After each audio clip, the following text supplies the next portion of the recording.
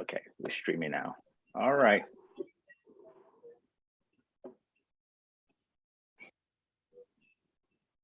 Good morning, everybody, and welcome to another installment of a reading session with friends. The first time we had this, there were 6 of us, and this time around we have a seventh. Her name is Abba Keto Anda. We lovingly call her a psychotherapist. She's a psychotherapist and lives in Florida, and is an author.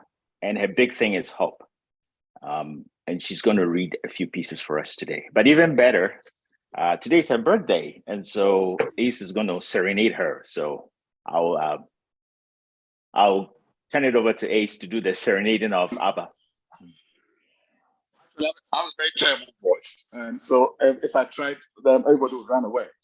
But I'll try and strum the words of Happy Birthday, and let's all try and sing. The timing will be completely off, but that's what's going to make it great, I guess. Happy birthday to you. Happy birthday to you. Happy birthday, dear Abba. Happy birthday to you. Oh my God, that's some cacophony. You now. May God bless you now. May God bless you now. May God bless you now. That was some cacophony. Absolutely. Happy The more birthday, Abba. cacophony, The best cacophony. Thank you very, very much. Thank you. Okay. That thank was. you for do party and then fly us all to enjoy it. Oh, the party is on. No. So yeah, right. Set the cake. Yeah. Bye. Orlando party. Yeah, I'm trying to. So this is what we are going to do. Each of us is going to have about 6 minutes to read a piece, and then I think I'm going to allow some questions so that we just don't forget, or the guests don't forget what we read, and then we'll go to the next person. Now this year we are doing the other thing of the prompt, which Anna came up with, which I think was an awesome idea. So the prompt this year is the end, and each of us had to write a piece based on this prompt. And so without further ado, I would hand over to the birthday girl to start reading.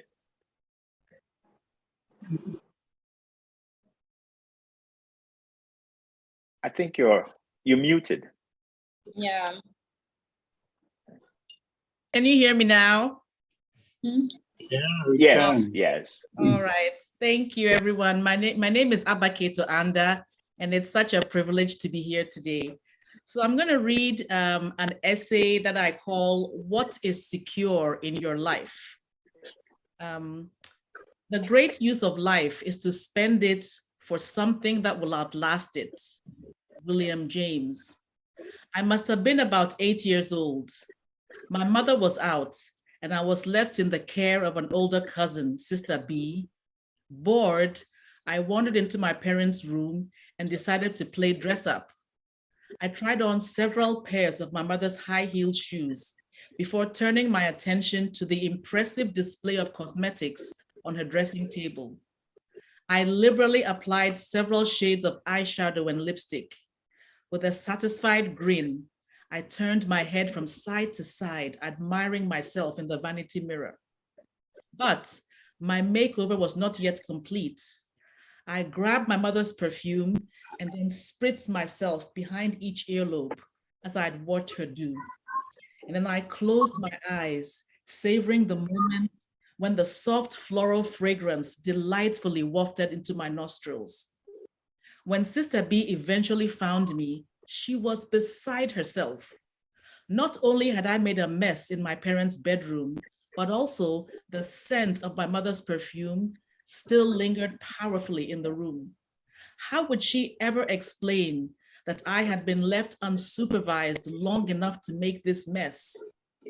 What struck me about that moment, though, was rather than cleaning up the mess I'd created, she frantically tried to air out the room first. Only when she felt that the fragrance had sufficiently faded did Sister B turn her attention to the cleanup. How a small vapor mist of perfume can diffuse and permeate a large room with its beautiful fragrance is a phenomenon that still fascinates me to this day. The mist itself is visible for just a few seconds. However, the aroma lingers for a long time. Isn't that the same way one person can impact the world powerfully for generations to come? What is secure in your life? James chapter 4, verse 14, the Amplified Version. This phrase jumped out at me, and so I looked up the meaning of the word secure. It means to be fixed so as not to give way or to be lost.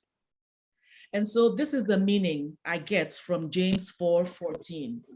Abba, like a vapor mist, your life on earth is brief compared to eternity, but your fragrance is what you will leave behind. What fragrance will you leave, Abba? Our fragrance is made up of the beliefs and the behaviors that are fixed, consistent, and secure in our lives, the things we repeatedly do. Our fragrance is the legacy we leave behind after we are gone. What is secure in your life? What do you believe in? What do you stand for? What principles define how you live your life? What do you consistently do? That will be your legacy, and that will be what you'll be remembered by. Often, the world experiences the sweet aroma of just one major action or event in a person's life, and that one event represents their legacy. But the truth is that it would have taken years of intentional behavior to get the person to that big moment in their lives. American civil rights activist Rosa Parks' act of defiance in refusing to relinquish her bus seat to a white passenger, and the ensuing Montgomery bus boycott is what the world largely knows about her. What is lesser known is that at least 12 years before that defining moment in civil rights history, and for decades afterwards, Rosa Parks was a civil rights activist. That is who she was. That is what she stood for. And that was the legacy she left behind. When I worked as a pharmaceutical sales rep in Hartford, Connecticut, and this is a long time ago, Dr. Kelvin was one of the top docs in my territory. He owned a large, thriving medical practice that employed several other physicians. And so my partners and I made sure that we were in Dr. Kelvin's office several times a week. I prided myself on having built a solid relationship, working relationship with Dr. Kelvin and his staff. Dr. Kelvin himself seemed largely unaware of the rock star status that we, the pharmaceutical reps, accredited to him. He was a kind, humble, Christ-like, soft-spoken gentleman. He was active in his church and community, and he regularly served on medical mission trips. He was a compassionate physician who truly cared about his patients. Occasionally, we brought other big name expert specialist physicians to Dr. Kelvin's office for lunch and learn sessions. But whether it was our regular weekly lunch meeting or a special event, I noticed that there was one thing Dr. Kelvin always did. He bowed his head and said a short prayer before every meal. It's been a decade and a half since I left that job, that position in Connecticut, but the memory of Dr. Kelvin's expression of faith, his simple act of bowing his head to pray before every meal, once a week for 5 years, is the powerful, lingering aroma that he left with me. A powerful legacy can be born out of 1,000 consistent everyday actions that are the result of what you stand for. My promise to myself henceforth is to live my life with intentionality. I want my actions to reflect what I stand for. I want my time on this earth to mean something. I want my life to count. I want to leave an aroma that lingers way after my time on earth is done. That's an awesome piece, Abba. Thank you so much for sharing that. I'll open up the floor for a few questions if anybody has any.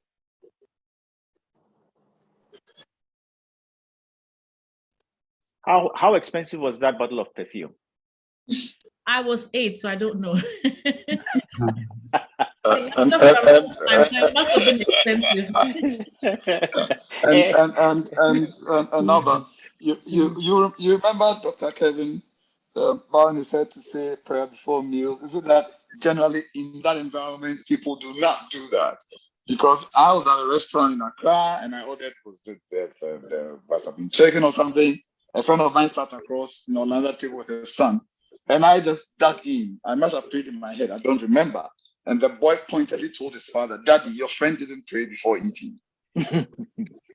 So isn't that maybe in that environment people do not do that, and so it struck you? In that environment, people did not do that. No, and certainly not in the corporate. You'd see doctors in their offices and so on, or take them out to restaurants. No, it didn't happen.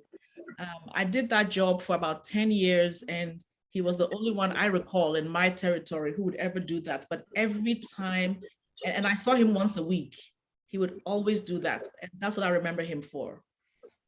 All right. Well, don't worry. Nana doesn't pray for anything, not even before he eats.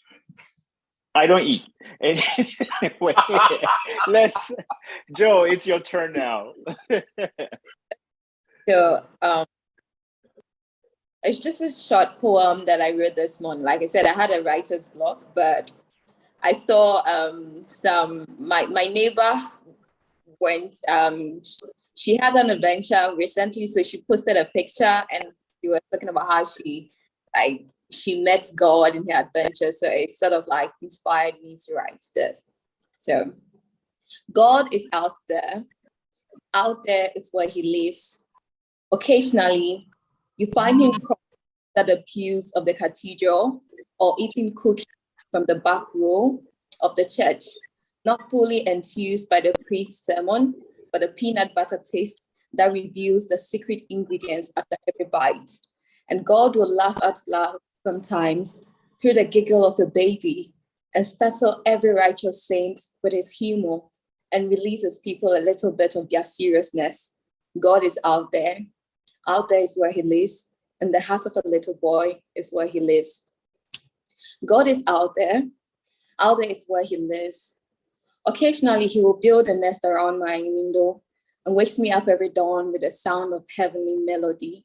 Some days he will tickle me when I touch my cactus and blow wild in my face like my desert rose. He will creep up my bookshelf with 3 new monstera leaves, and I will wonder what time of the night he gave birth to himself. He gave birth to himself in 3 more ways. God is out there. Out there is where he lives. At the balcony of my apartment, the little garden is where he lives. God is out there. Out there is where he lives. Occasionally, he is in the tourist book that Barbara keeps. He is the ties and ebbs of Lake Garda and the fortress of the island of Simone. Sometimes he is a morning cup of coffee and the smell of the fresh baked croissant and the soft breeze that blows her away as she drives around the historical cities in Italy. He is like the newness that has grown around the fallen empires, and at the same time, he's the monument of old wounds. He's the mountains and the clear blue skies, the little drops of dew on a cherry blossom. God is out there. Out there is where he lives, in my neighbor's adventures and every picture on her phone. God is out there. Out there is where he lives, on the displayed black and white screen. Occasionally, he will bounce around in an enclosed sack, and sometimes he hides a face. He is a 3-chord string that ties another man's life to the other and supplies all the nutrients for a 9-month journey. He is the kick I feel under the rope and the smile I see on an expectant mother's face. Out there is where he lives, in a small, dim lighted ultrasound room. God is out there. Out there is where he lives. Occasionally, he's bubbly and nonchalant without a care in the world. It's the warmth in an embrace and the humor that cuts you when I'm angry. He is unsettling at the same time passionate. He is the hidden emotions and the narrative of a grieving past. He's also hope and the belief that new things can grow from broken places. God is out there. Out there is where he lives, in the heart of a grown man, my friend Joshua. God is out there. Out there, right here, is where he lives.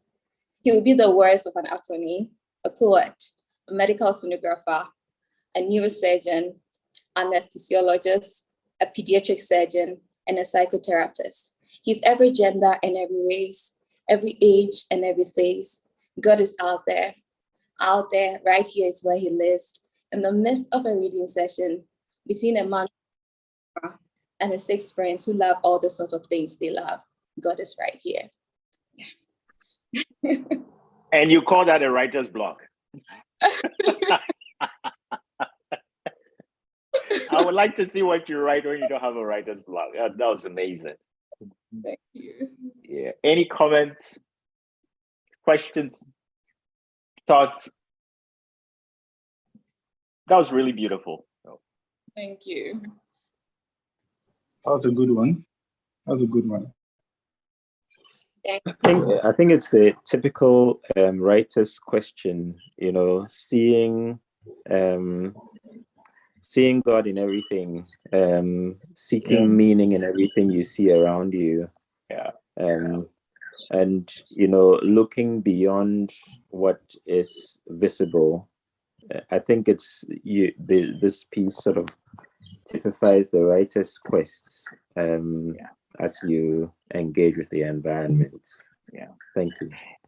It's very interesting, but based on what Teddy said, one of the pieces I've been reading occurred to me whilst I was sitting at the traffic light, and it's exactly that. Just a very short, brief moment, and I kind of thought of it.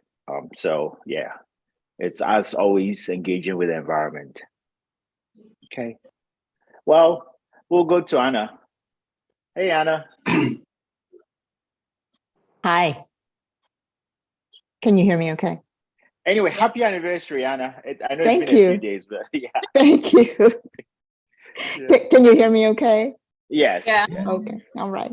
I'm going to read. I'm going to follow the prompt. So the first piece I read will be about Nana's prompt at the end. But being that it is my anniversary, it was yesterday. My second piece is a love poem, so stay steady. I wanted to say, hi, Joe. I've missed you. And happy birthday, Abba. Thank you. I'm taking a writing workshop. It's an online workshop for the next 6 to 8 weeks. And in reflection to what Joe just read, the instructions are not, the instructor says, nothing that I tell you is going to be earth-shattering. These are the things you need to do to write better. But in order to find your voice, mind the gap. And what he was trying to say is, if you're at a traffic light, if you're standing in line, if you're getting a new driver's license, and rather than reaching for your phone, look around you and describe in precise detail what you see as if you were writing a letter to someone who's not there. Mind the gap. And I think that's exactly what Joe did with that poem. So well done, Joe. Yeah. My piece, the end, is untitled, other than it. Well, you'll get it as I get into it. So here we go. In 1996, Polish poet Wisława Szymborska received the Nobel Prize for Literature for what the prize committee described as the poetry that with ironic precision allows the historical and biologic context to come to light in fragments of human reality. It's a mouthful. She was 73 years old.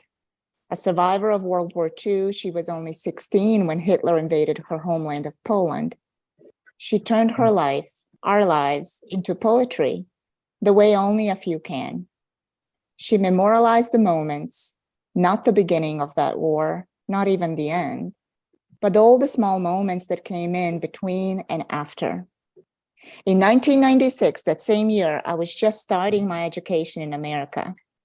Displaced by another war, the same age as Wisława was in her youth, I was struggling to get through my first English class and the analysis of Beowulf when a friend handed me her collection titled View with a Grain of Sand. Same one I got for you, Joe, by the way, which was translated in English. These were the 6 opening lines of Beowulf, which convinced me that I would flunk my English class and never make it through college. Bear with me, I cannot speak with a British accent. Lo, praise of the prowess of people kings, of spear-armed dames in days long sped, we have heard, and what honor the Athelings won, of Sid the Heffing, from squadroned foes, from many a tribe, the mead bench tour awing the earls. Yeah, that was no fun, and I butchered it. The assignments got better, and the words eventually found their way to me, but truly it was the Polish writer, translated into English, who opened the doors into my true understanding of the language. Contrast her poetry with that of Beowulf, and you'll see how I was immediately drawn. Here she goes. And all this beneath a sky, by nature skyless, in which the sun sets without setting at all, and hides without hiding behind an unminding cloud. The wind ruffles it, its only reason being that it blows. A second passes, a second, a third, but they're the 3 seconds only for us. Time has passed like a courier with urgent news, but that's just our simile. The character is invented, his haste is make-believe, his news inhuman. I inhaled everything of hers I could find. For a second, I entertained learning Polish so I can read her in the original. Who knows, had I come upon a bad translation, I may have never made it to medicine, which became my own poetry of body and mind. Poetry when we teach the saving of a life, but especially when we witness the ending of one. Contrary to the popular belief that we are in the business of saving lives, God complex of surgeons and all that, I am guided by a need to give someone a good life. Sometimes that means repairing a flaw, often when they're quite young, that gives them a whole life until their true time comes to go, wherever it is we go after. And on the really hard days, it means giving them the dignity of a death that is beautiful. This, of course, means something different to everyone, but to me, it means surrounded by a community that is loving and dedicating to carrying you to another life, a better one. To this day, I meet physicians who speak of failure when they lose a patient. And don't get me wrong, those days take a toll on all of us. I don't have words to describe it correctly, particularly when death is sudden, particularly when we lose a child. But I hear this too often. I've spent years learning how to keep someone alive. I don't know how to do this anymore. I am such a failure. Those are quite common things in our lounge. But our job is not to play God, though, is it? We are but timekeepers, here not to measure, but keep our time safe from unexpected endings. You see, life-saving implicates a disturbance of sorts in the natural order of existence. Our stories interrupted, pages torn, incomplete, before it's time to go wherever it is we go after. Perhaps our job is something else altogether, to give you more time to write your stories to their intended conclusion, to bear true witness to each other's stories, to guide you to an end of a journey that feels truly complete, fulfilled, dignified. When I was a child, my dad would come home from work, from the market, from a cafe, from a funeral, and say, "Lijepa smrt," which means a beautiful death, and normalize this very aspect of our living as a peaceful, proper conclusion to a life well lived. And of course, what he meant by that was no disrespect to the departed, and certainly not to the grief of those left behind. He meant that they went on their own terms, from old age, often asleep at home in their own bed. One night they went to sleep and the next simply didn't wake up. a long life completed beautifully. What we call these days dying from natural causes of old age, complete. Certainly very few of us die like this in modern times. Not in the West, for sure. Not even in my home of Bosnia, where my dad did not die a beautiful death he hoped he would one day. No, he went slowly, over a course of a week to 10 days in a hospital bed, falling into a hypoglycemic coma, in full-blown heart failure, alone in the middle of the night. Heart failure, it's such a medical term, isn't it? A pathologic death of a heart muscle, a mathematical ending. I've spent my career fixing sick people to give them more time, more dignified way to say a goodbye. It does not escape me that something is off with the universe when the person who taught me to do this did not get the same from me. He would be proud I'm paying it forward. I know that, but something's still off with the universe because he is no longer around. I am grateful for poetry, where I can still talk to him and where I can imagine an end that is vastly different. Imagine a world that is truly better, and then make it in true flesh and blood. I wish we could elect poets to our government. And let us not forget about Wisława. These words of hers remain my guiding light. Every beginning, after all, is only a sequel, and the book of events is always open in the middle.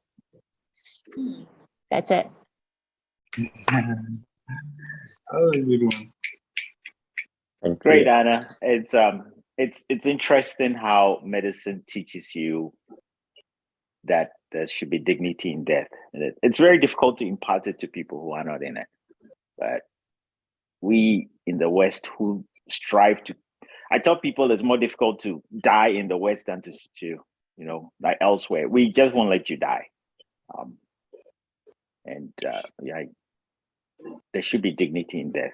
Great piece. Any comments, questions?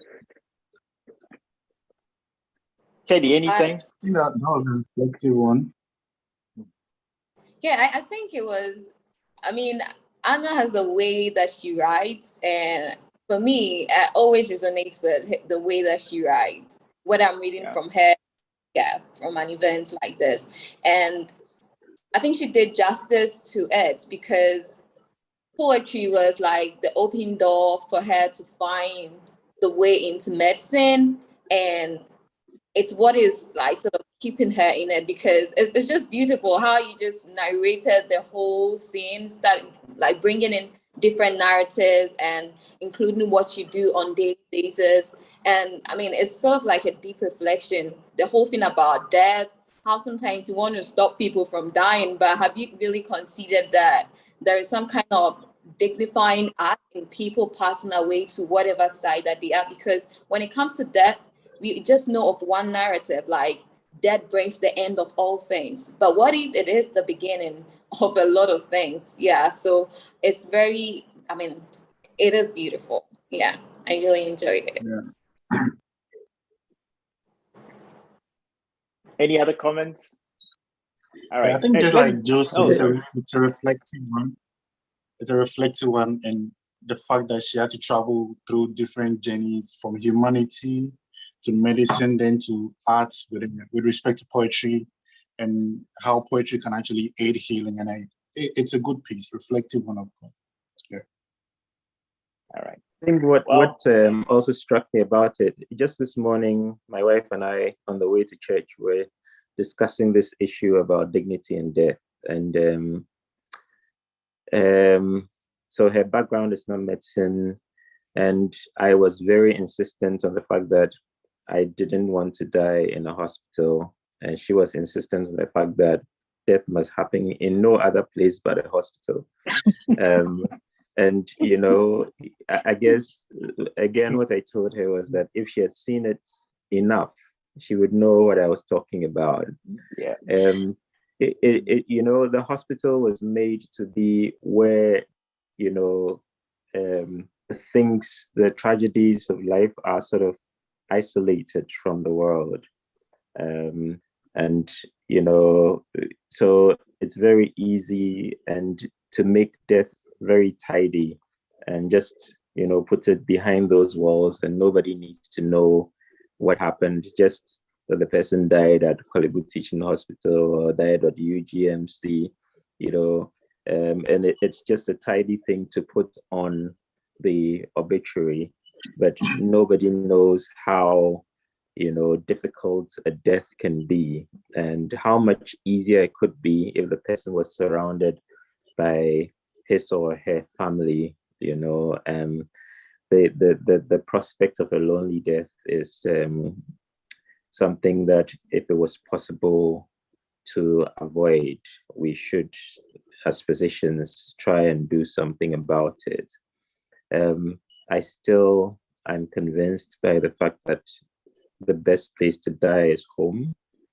As Ace will tell us, there are legal implications to that because, you know, the thing that's tidy about hospital death is the fact that nobody has any questions to ask.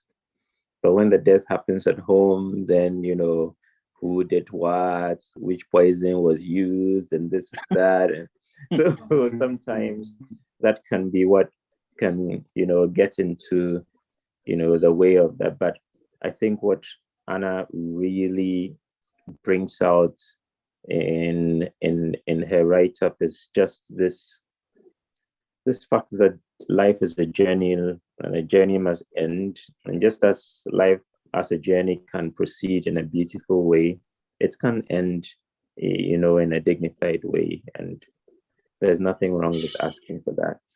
So thank you, Anna. All right. Teddy, you put it so well together. My dad died on his terms, very dignified at Tema General Hospital, surrounded by family. He avoided all my entry teach for all sorts of procedures and Right. thought he was ready, and he went, closed his eyes, holding hands, and it was, from our reports, very dignified and beautiful. Right. Yeah. So Yeah. anyway, Eben, it's your turn. All right. So I'll be doing a short story, and it is based on false prophecy.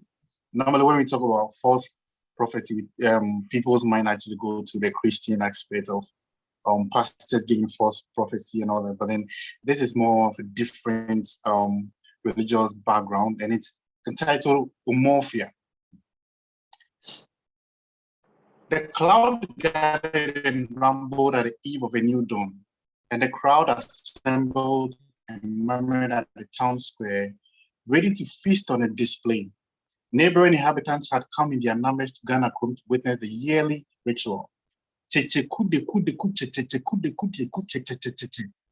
leader of the Senku drummers stirred the silence, and his comrades accompanied his chant with the tempos of their beats. The drumming and chant entertained the crowd for a few minutes till the somafo of the chief priest broke through the public to the center of the circle. Wrapped in a piece of white cloth from his breast to his knees, he threw his gaze up, down, around, and uttered no word with a piece of banchahaban buried between his dark lips. He sniffed the soft dust that rose from the restless movement and shook his head on each count. The drummers hailed, "Aye, Shegena Bantan Zoe."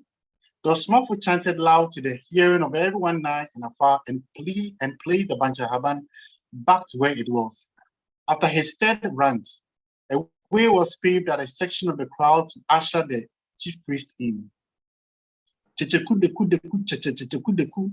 drummers went mad at their skill to praise the priest. He danced in haste but in tune and jumped high in his batakali to the cheering from the crowd. He asked the drummers to mellow, commanded the crowd to be silent, and began to release a message from his spirit. Mehubon, I sense doom. I sense doom, he announced while standing on one leg. He repeated himself several times while the crowd watched. He paused, readied his mind to speak. Abosomfonese, the god says. He paused again when his Osmafo rushed to his side. The Osmafo whispered into the chief priest's ears and he whispered back. They both turned to the Dodukro of the lands of Osmafo, who stood panting from the direction the chief priest Osmafo approached. So Nana says, I can't prophesy, else what? I will be banished to the evil forest. The chief priest asked his Osmafo, Inyo, he says no false prophets, else indicated a slaughter. The Osmafo did. But I've been doing this for years, so how come this time Nana wants to compromise the yearly prophecy? The chief priest commented with mild anger. Both went silent. The crowd watched on. What are we going to do? The chief priest added. It was muffled shrugged. What is the name of the town 2 rivers away from Obrachere? The one whose leader is wicked. The chief priest asked his Osmafo. Umofia. Yes, Umofia. His Osmafo answered. Okay. Thank you. The chief priest responded and asked his Osmafo to get back to his business. The gods have spoken. They have spoken like the roars of the lion that can be tamed. They have spoken, but this time the terrible message is bitter to be spoken. To the people of Umofia, I have a message for the people of Umofia, not Ghana Krum. The chief priest spoke amid chants. He raised his head and his attention was drawn to a handful of men with machetes and clubs chanting the name of their town, Umofia, Umofia, Umofia. They dared the chief priest to speak of doom, and doom shall be served instantly. The chief priest shook. A line of liquid ran down his jokoto to his ankle. It looked like sweat and urine at the same time. His stout shoulders fell to his side instantly as the Umofia inhabitants continued to dare. He suddenly appeared scared in his scary outfit. He paused for a minute, strolled in small circles, face pinned to the ground. He paused and looked up. Umofia, Umofia, the gods have spoken. You are a blessed people. Your town is blessed in the coming year. You shall reap many folds of your works. No tragedy shall befall you. Your descendants are blessed. The chief priest pronounced. The people of Umofia that were present, together with the people of Ghana Krom and others, jubilated. The drummers set the pace for singing and dancing. The Osmafo of the chief priest approached him, shocked by his pronouncement. Iokia, are you sure the God said this? The Osmafo asked the chief priest. Abofun, emusika neduana, agwende mempen kwa, antinkra na nazibaya, fanede afi abosonfo wadeda. Fool, did you not see the clubs and cutlass? Did you not hear from the priest? Did you not hear the message from the chief? Did you not hear it? Do you think I have no manners? Take it like this year, the gods are asleep. The chief priest whispered to his Osmafo.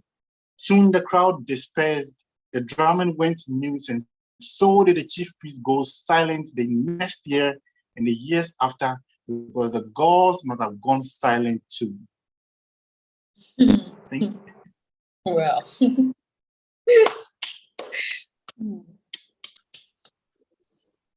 Great piece, Eben. Quite, I would say, current. Any comments? Any questions? I would like I like to that.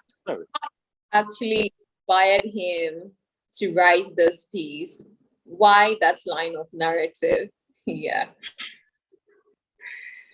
Okay. The title was inspired by this controversial prophecy by a man of God. I know anyone who is glued to social media would know this prophecy where a man of God wanted to make a prophecy and then he actually changed the name of Ghana to Morphia and all that.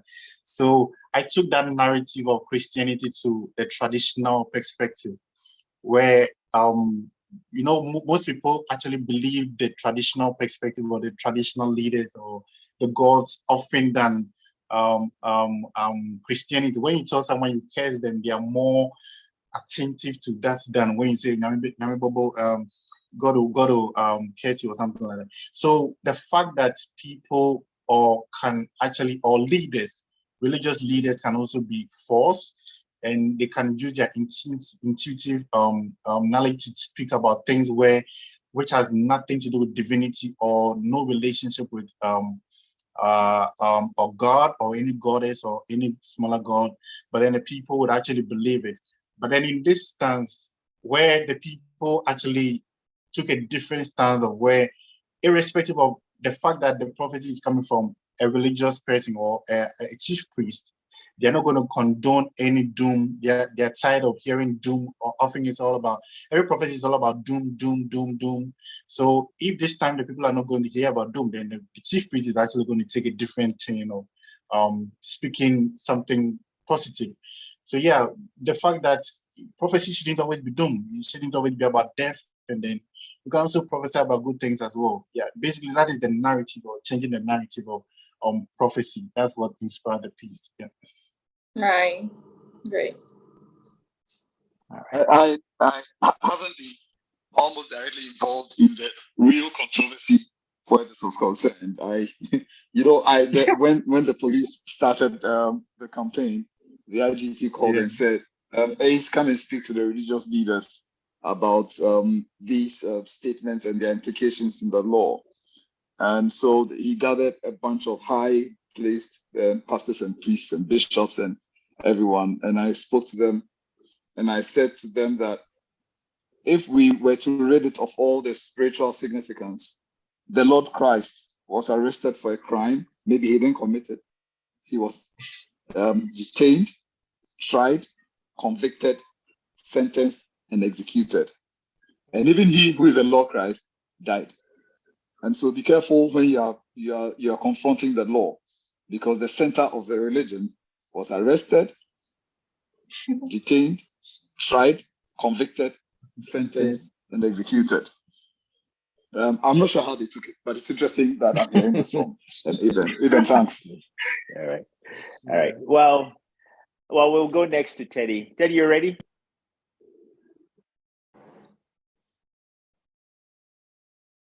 Where is he?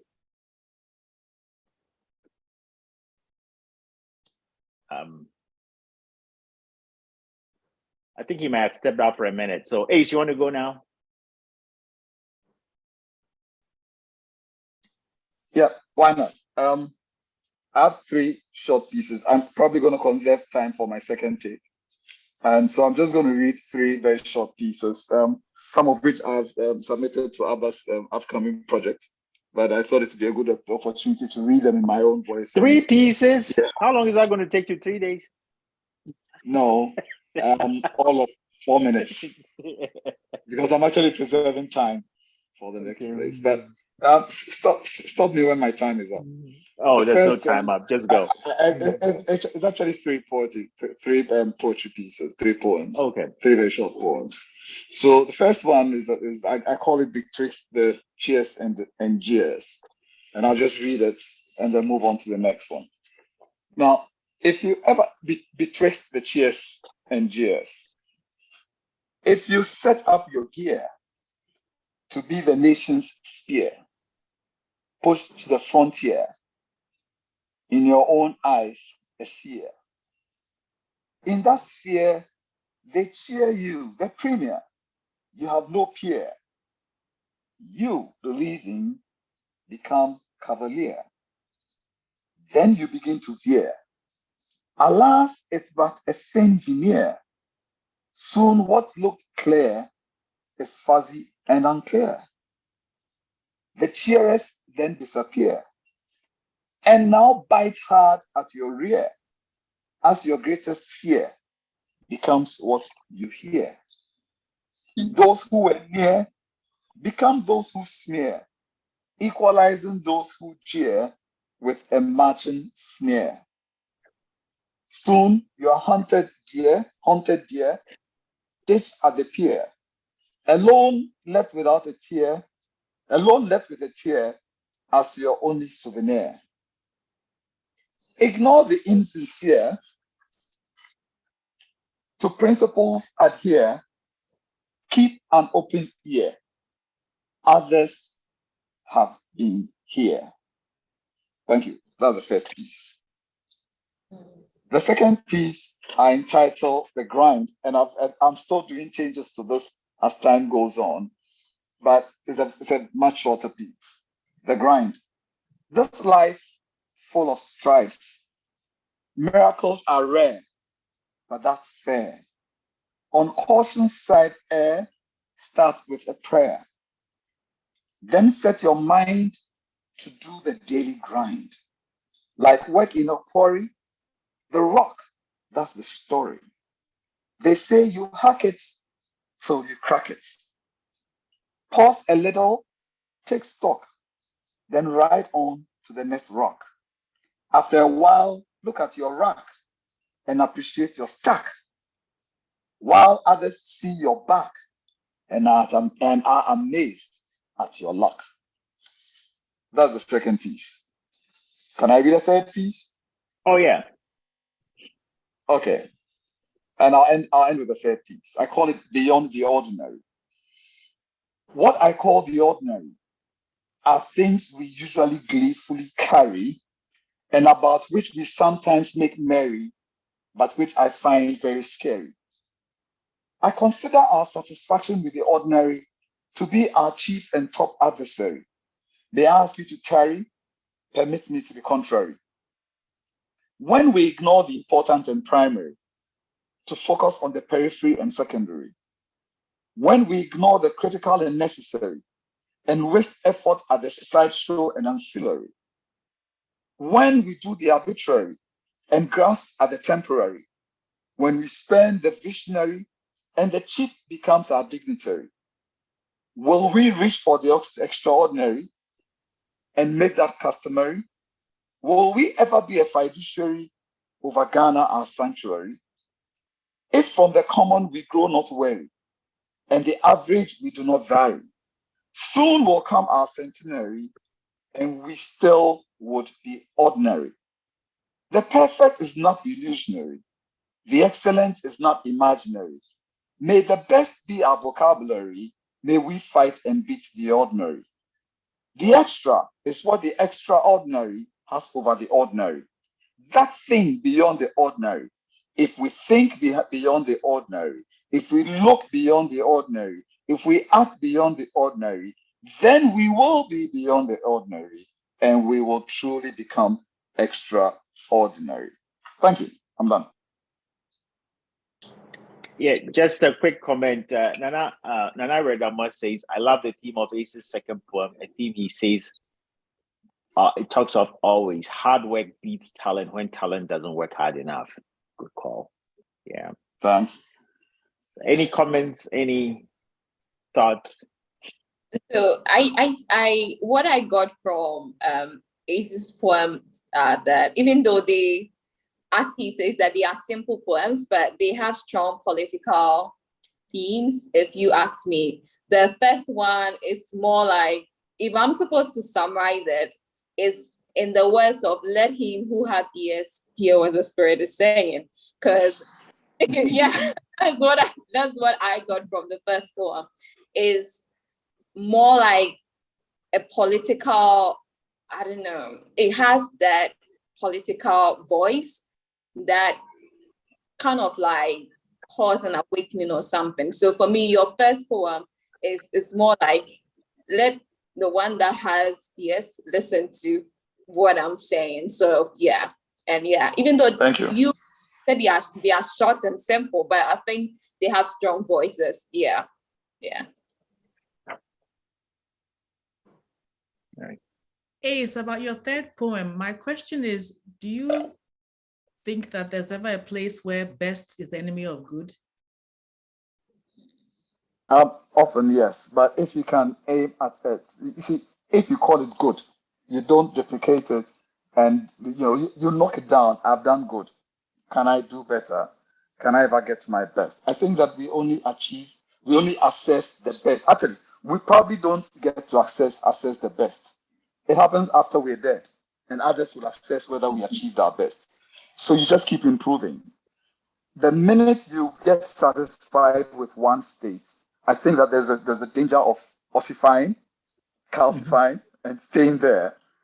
Life is dynamic. There's a high life song which says that Those who have gone ahead with the soaring swiftness of the eagle, let them go. I will travel slowly. I too will arrive. I disagree with her. By the time you arrive, those who arrive have probably finished everything that was there, and you'll be left with the remnants. And so you must also try and go with the soaring swiftness of the eagle. So we all arrive at the same time. So we all partake of the goods. And if there's somewhere else to go, we go together. But don't be complacent and satisfied. Well, let them go. I too, I will get there. Well, if getting there is all you want to get there, then that's fine. But if you want to eat of the good of the land, I believe you must do more than going at your own pace and getting there in your own time. I'm not saying rush to a disaster, but what I'm saying is that if you can do better than what you're doing, do it. So yeah, I've heard the saying that better or best is excellent is the enemy of good. Not all the time. Just know that when you reach good, you can nail that down. We've gotten to this place. Can we do better? In my line of profession, if you blink, you sink. In my profession, if you blink, you sink. It's a competition out there. And you must know that even if you are considered at a certain level, everybody's trying to get to you and to beat you. You must stay ahead of the game. I believe that principle applies in life too. Well, I always remember what my mom told me growing up. And in Fanti, it's yeni, and that means do it well. And that's what I try to live by. Do it, always do it well. Don't necessarily be the perfect or be the best, but do what you're doing well. And I think that desire to do it well would motivate you to be extraordinary sometimes. I think Teddy's back. Teddy, can you read now? Or should I go before you to give you time?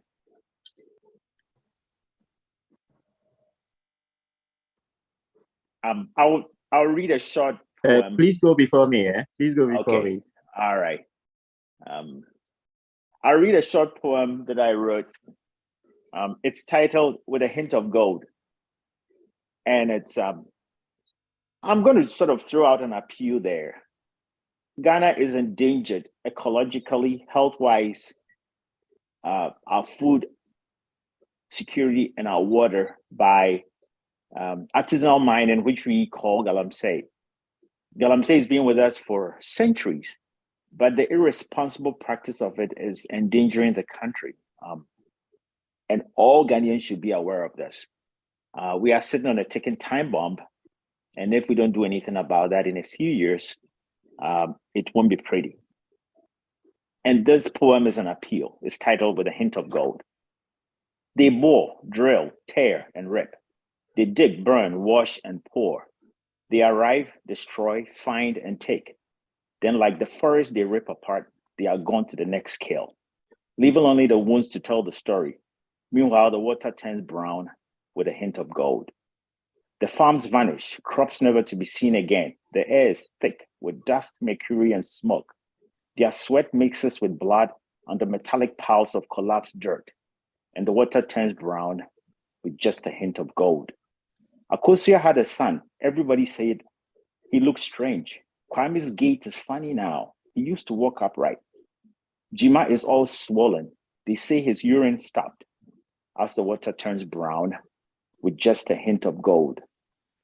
Powerless, he looks on, he who is supposed to lead. They look away conveniently, those who occupy the stools of the land. Are they conniving, colluding, scheming, or plotting? Are they uncaring, too afraid, involved, or blind? Meanwhile, the water turns brown with a hint of gold.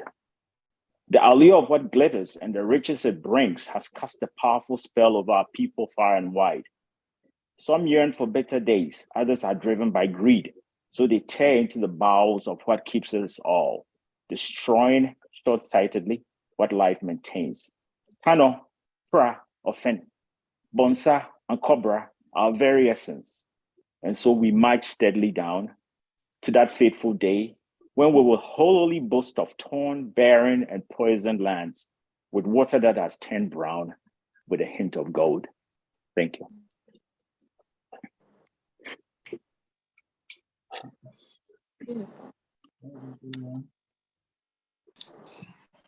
Well, you can't. You took the wind out of my sails because that's actually the subject of my next video. the whole issue about the illegal and irresponsible mining. And so when it gets there, I'll have a lot to say. Yeah, but yes, you're right. The things that break my heart about Africa, and let's say Ghana, and one of it is how much we're blessed. You see, the miracle part of it, but how very little we do with what we're blessed with. Leads me to my famous or infamous speech, to the commencement speech at the University of Ghana, that brains develop a nation and not natural resources. Here we have probably the most valuable or invaluable natural resource, gold.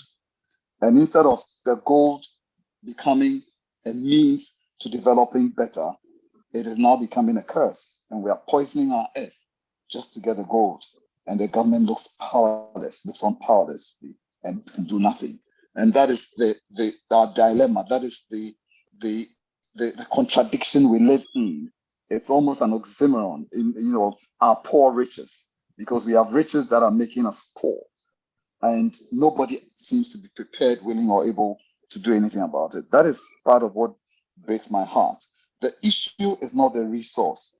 The issue is the hard work that must go into the resource. The issue is the thinking that must go into the resource, the application of our brains to making sure that the resource works for us. And unfortunately, that is where we are found wanting all the time. And so it breaks my heart. And this piece is spot on. It identifies the issue. And I'll be reading a bit about this at the next intake.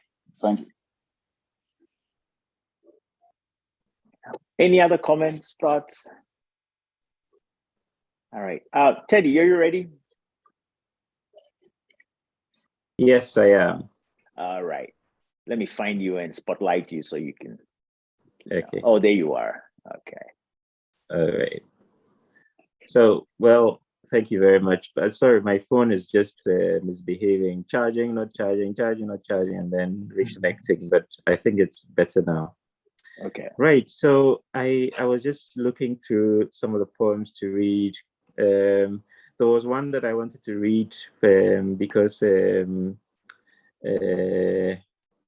Komla would have been 50 this year. And there was a poem that I wrote when he died, and I wanted to read that. And then I got home, and the things that we tried this morning have been completely soaked, and the rain is all over. And there was this poem that I wrote about a friend of mine, Ben, and it was written whilst it was raining, so it just jumped out to me. So I'll just share it. It's called To Ben. It was written in memory of him, because he was a brilliant young guy.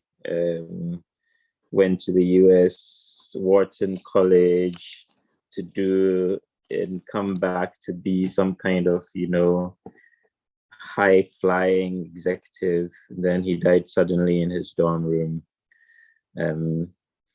We never found out really why. So this is it. To Ben, it has been raining quite often since you've been buried. I think of you hidden down there with all your dreams and brilliance, hidden away in the fertile earth, never to be seen again. And yet I see you in my heart. You never died. You never really were hidden away. I can't see you as the grave sees you. You lived too much. You dreamed too hard for me to see you dead. So you never died to me. The floods have come again since you've been gone. They have killed yet again. I still drive through the puddles home, along the dirt roads that you won't drive on anymore. The water remains until the next flood comes. You won't come again. You won't see the actualization of our negligence. You have been spared the dying slowly that is living in squalor invented by idle minds that pretend to govern this space we call our land, where floods kill. The sun still shines since you've been gone. The flowers bloom. The lush cornfields proclaim the coming harvests, the blessings we really do not deserve. We did not sow as much as we needed to reap. The children still play just across from where we placed you. Businesses thrive, the music booms. No one stopped. My heart has not stopped yet, so I must go on and live as you lived until. Thank you. Yeah. Any thoughts, any questions? Yeah.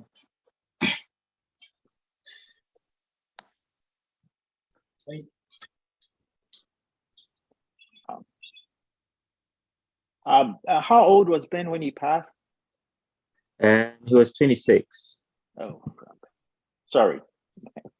Mm, Oh, yeah. yeah. Doing his master's. Yeah. Teddy's writing always touches me.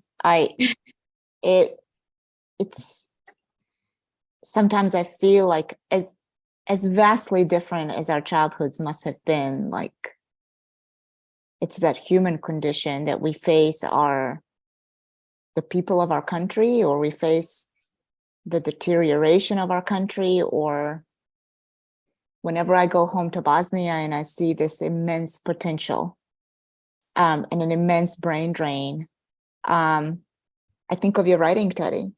And part of me feels, is this the curse of new countries? Obviously, people have lived on our lands for much more than the current century. But some of the navigating of new democracy and new independence and all of that, it's I go to Bosnia and I want to take care of Bosnian children the same way I do American children. And within 2 days, I'm done. And I'm so in awe of your dedication and what you're dealing with little, and this constant drive to change it for the better, to reflect on people who could have done that and are no longer here. That touches me every time, and I just feel it. And I feel like all of us bring something else to the table. But I think the plight of new countries, of societies that have a lot, as A said earlier, and just misappropriate it. There are days when I'm so inspired to sit down with everyone and say, if your country is 100 years old or younger as a current modern country, I think we have same problems. Let's come together and fix them.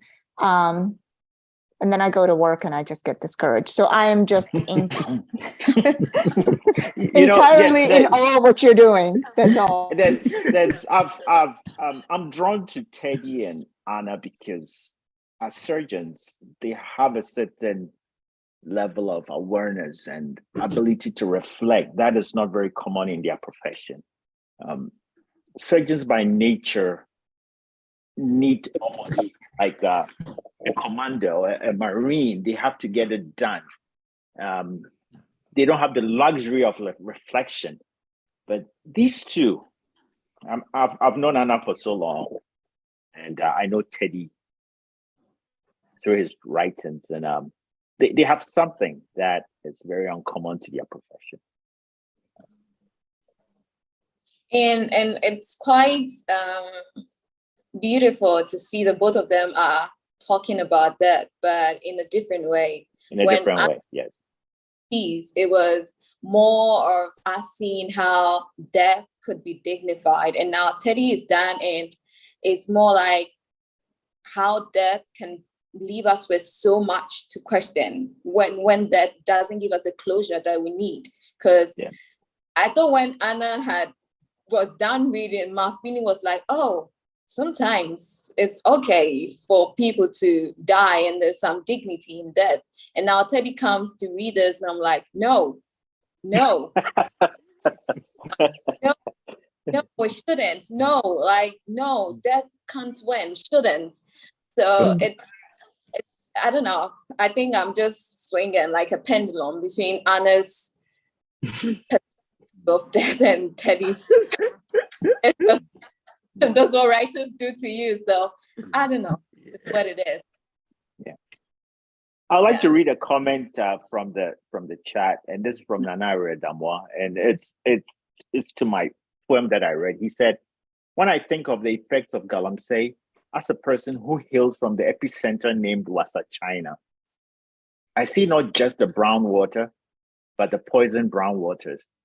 We seem to consider a clearer and cobra as a sign of progress of the fight against galamsey, but the chemical contamination aspect, the effects are hidden but will linger for years to come.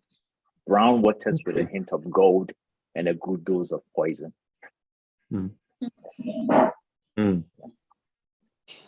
Anyway, let's keep going. Abba, we're back to you. Can we hear another piece? Yes. And Abba will be leaving us maybe shortly after her piece. Today is her birthday, and she's got this big party planned, and Yes. Happy birthday, Abba. Thank you. And that was a beautiful piece, Teddy. Very emotive. Thank you. So, I'm a mental health professional, psychotherapist, and tomorrow is actually World Mental Health Day.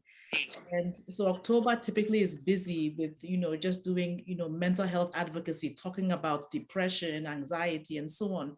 One of the unfortunate effects of unmanaged depression, severe depression, is people dying by suicide. And so this piece is in my book, Reflections of a Hope Monger. I wrote to, and it's with the theme of the end, but also letting people know that there actually is an element of choice, and so you'll see what I mean when I read it. This essay is called Semicolon.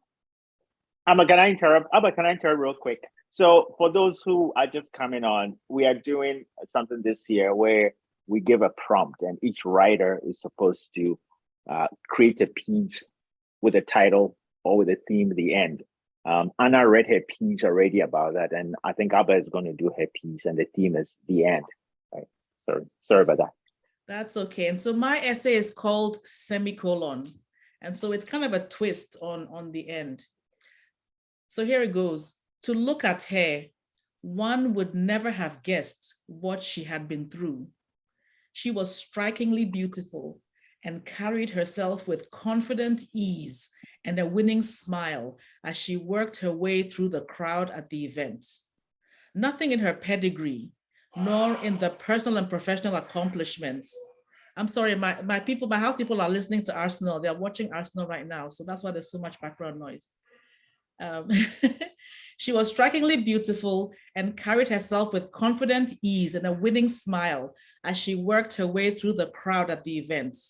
Nothing in her pedigree, nor in the personal and professional accomplishments listed on her resume suggested that she had led anything but a charmed, privileged, accomplished life. She walked over to me, introduced herself, and then stretched her hand out to me in a friendly handshake.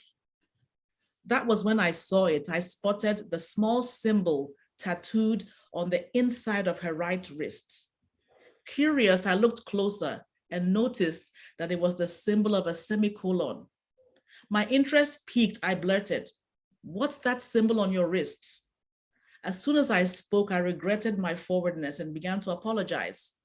But she put me at ease and reassured me that it was all right. And then she explained the symbolism behind her semicolon tattoo and went on to share her story of being a suicide survivor. A semicolon is a punctuation mark indicating a pause. A semicolon connects two clauses or two sentences. According to the Semicolon Project, a semicolon is used when an author could have chosen to end their sentence, but chose not to. The author is you, and the sentence is your life. The semicolon is symbolic of our lives and how we have chosen to carry on. Your story is not over. I was blown away by this simple yet incredibly powerful concept of the semicolon. And to me, the power of the semicolon The power in the symbolism of the semicolon extends even beyond the critical decision to refuse to end one's life. There are many people who, although they may not have physically attempted suicide, have essentially stopped living. They've allowed themselves to die inside, even though their physical bodies are still alive. The semicolon signals that the writer is not done. The writer plans to continue writing the sentence beyond the semicolon pause. What the sentence will say after the semicolon is completely up to the writer. The semicolon symbolically heralds the critical point in our lives following a crisis. This is the point where we have to make a decision as to which direction our lives will go. At that point, to shield ourselves from further hurt or disappointment, the easier option might be to stop living, or it can be the point at which we make the decision to pause, reflect, and regroup.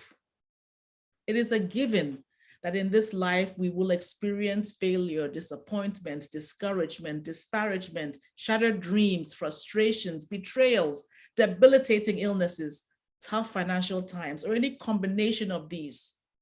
And any of these challenges has the power to plunge us into the utter depths of despair, where we no longer want to engage in life or take risks or put ourselves out there for the good of anyone or any cause. Because all we want to do is to wrap ourselves in cotton wool and insulate ourselves from the possibility of getting hurt. In those moments when setbacks have me tempted to pack it in and place a full stop on my efforts, I remind myself that my story does not have to be over. The choice is mine. I have the option to insert a semicolon at that spot, or indeed a full stop. But the semicolon, if I choose to use it, prompts me to pause, reflect, regroup, and then continue writing the story I was brought to the world to write.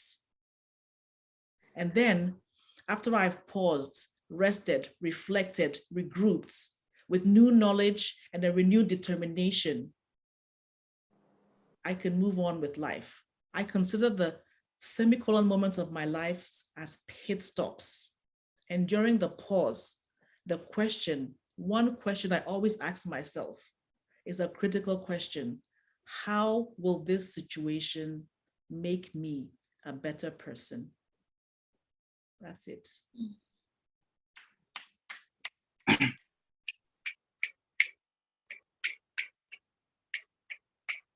It's often said that suicide is a permanent solution to a temporary problem.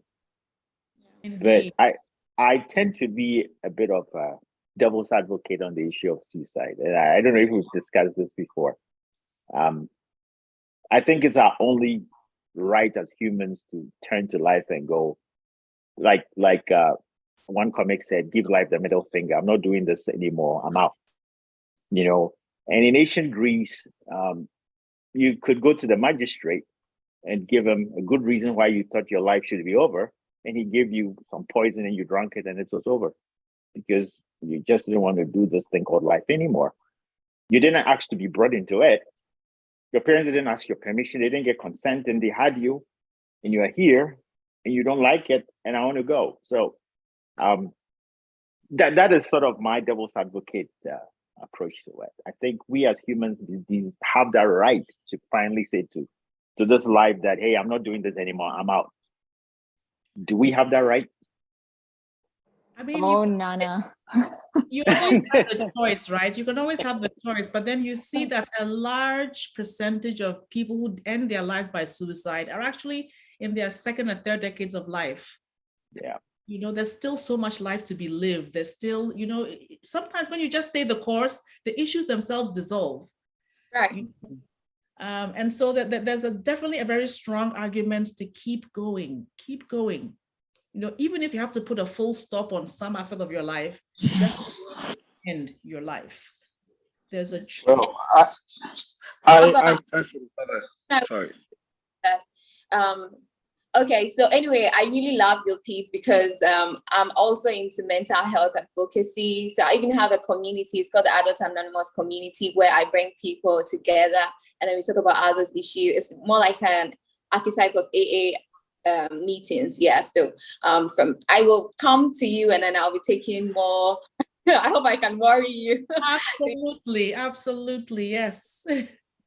From Well, afar. on the issue of suicide that Nana takes about, I probably am not down his lane, but I go a bit Yes. up in that same lane when I ask questions about people in situations that they are not going to recover of, who are having to live with excruciating pain every day for the rest of their lives. And often I wonder whether it is better that you can't take your own life, but the doctors can decide to take you off life support. And in my quiet moments where I don't express too much, I ruminate, and I don't even, I think about these and ask myself, is there anything right? Is there anything wrong? You know, so yes, there are mental health issues, serious mental health issues to do with a lot of the suicide cases. And no, of course, you know, suicide and treason are the only crimes that you don't get punished for when you succeed. You only get punished They are when pushing you to fail. criminalize suicide in Yeah. Ghana, right? Because they No, we are pushing to decriminalize it, but without even getting the law to decriminalize it, I think that there's a policy decision not to even prosecute people who attempted suicide. But it's the only crime you get punished for not succeeding. If you succeed, nobody can punish you.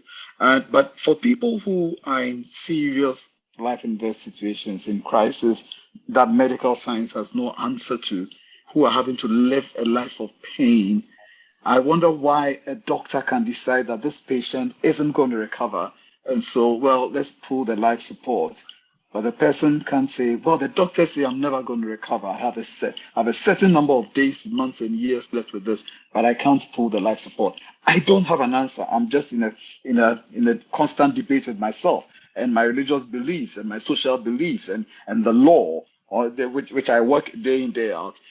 Whether there's an answer to these, I haven't found any answers yet. I mean, that the doctors here, people who are actually on life support, for that plug to be pulled, are they able to talk and do they have brain activity? Typically, isn't it when maybe they're brain dead that happens? Yeah. Teddy, are you here to answer that? You and Anna, but from my point, yes, you have to have. Yeah, but so go through the pain, live the hell until a doctor determines that you don't have sufficient brain activity to pull your plug. It seems a very interesting sentence to me, life sentence to me. And that being said, I know when we, my husband and I did our wills, we have our living wills, and he's a physician as well. And there's certain things where he doesn't want to, don't put me on life support reports. I don't even know the details, but he isn't that prospective suicide? But you see, we should arrest Eddie. We should arrest Eddie. That he may never get there. He's conspiring. But here's the thing: I'm not here to even make a judgment call on somebody who chooses to end their life as a result of, there's a long-term illness or whatever. But to me, at least what I'm hearing is that somebody who chooses that option, being of sound mind, has done the pause, reflect, regroup. And you can choose, am I pausing here or am I deciding that, okay, this is where I'm putting a full stop? Too many people who die by suicide, who take their lives, haven't gone through that. They're just trying to get out of pain. I think there are we have language for that now, right? Can you hear me? Yes. So there is, I can hear you. I think there are two very, very opposing issues here. One being, here is, as Abba said, someone of sound mind who has a chronic, irreparable illness, who wants to die with dignity and is asking for what we call here physician-assisted suicide. Yes. And I don't think that's what Abba was talking about. And as someone who takes care of adolescents and feel like I need to advocate for them, I feel that the argument, first of all, their frontal lobe is not mature, right? Like, yes, exactly. Are they really ready to make this decision to end a life that barely began? And if we say, well, that's their choice, then we abdicate complete responsibility for the society we've created that led them down the path where they find that is the only way out. So I've, as Nana, I've had some of those thoughts as well, particularly as I see people at the end of life not being given a dignified way out. So I think that argument is very valid for that particular group of people, but for people who are so markedly depressed, we as a society, we have to take some accountability and role in that and try to walk them through that. That's a thin line, and thank God for people like Abba, because when I see that in a teenager or in a young person, I fully recognize that I do not have the language nor the tools to help them walk through that. But I don't want to just fly through this conversation because it's so important. We could have a whole we could literally have a whole 3-hour discussion about it. And it's very, very important. It's something that needs to be touched on. The end of life discussion, suicide, the taboo topics, I call them. People don't want to touch it. But just to interject, because this might be an international crowd. In Ghana, we don't care whether it's physician assisted or not. Suicide, once you fail, if the law were to be applied, you're going to jail. The person who deserves physician assisted death elsewhere should be going to jail if the person fails. But of course, thankfully, the law is not being applied. And it's from that perspective that I'm coming. That's why we probably need to look at the law more closely than ever. And the physician will also go to jail for abetment of suicide or possibly murder if it can be shown that he actually took the life of somebody illegally by unlawful harm. Then the physician might be going to jail for murder. So our different perspectives are shaping this conversation in a way that's very interesting. I hope to those who are listening to us. Let's go on. Oh, Abba, sorry, go ahead. And I think just to say again, the population I was speaking to in this essay who may be suffering from depression, even if it's debilitating, to understand that it is not, as Ghanaians, there's a lot of misconceptions. It's a demon. There's a witch inside of you. It is an illness. Mental illness is actually a health condition, and so somebody with high blood pressure, I don't think we would say, okay, go commit suicide because your blood pressure is high. No, there's steps of healing that certainly one can take, to achieve, to regain health. And it's no different when it comes to our mental health. So pausing, reflecting, seeking more information, understanding that, wow, you know what? I can be helped through a combination of therapy, perhaps medicine, mentors, support system, and so on. That is the point of this. And so it doesn't have to be the end. It's a semicolon. Pause and figure it out. Thank you so much. I'm just thinking about the semicolon that Abba will have tomorrow morning after the party, because Abba, have fun. But I think to Anna's point about these two things being so completely different, I mean, somebody contemplating suicide as a teenager has no idea what the options are. And this is where somebody like Abba comes in, because it's so important to expose the person to all the other options, right? Whereas somebody at end of life, especially in the ventilated environment and all that, we know everything. We know the prognosis, we know the current situation, we know the course that the end of life will likely take. And a lot of times when decisions are taken around there, then it is much more knowledge based on the person's living will, based on the person's clinical condition, and then based on the prognosis that the doctors will put on the patient. So there are two different things. At one point, the person is not aware of all the other options. And on the other hand, there's much more information in play. Thank you. I don't want to belabor this point, but again, even with teenagers, they are kids in the foster system in this country who are going through so much hurt and pain. and who want to take their lives. And a system that doesn't help them with molestation, with beatings. And does this child then not have a right to take his or her life when there is, I've seen patients coming from some of these homes, and you just wonder, if the system has totally failed them, right? So I don't want to belabor the point, even with teenagers. Anyway, like I said, we can discuss this on a specific issue on one of them, because we're gonna go on this for a long time.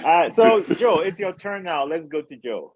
Right. So my next reading is based on the prompt, the end. Yes. And it's titled "The Preacher's Sermon." My father taught me many things when I was.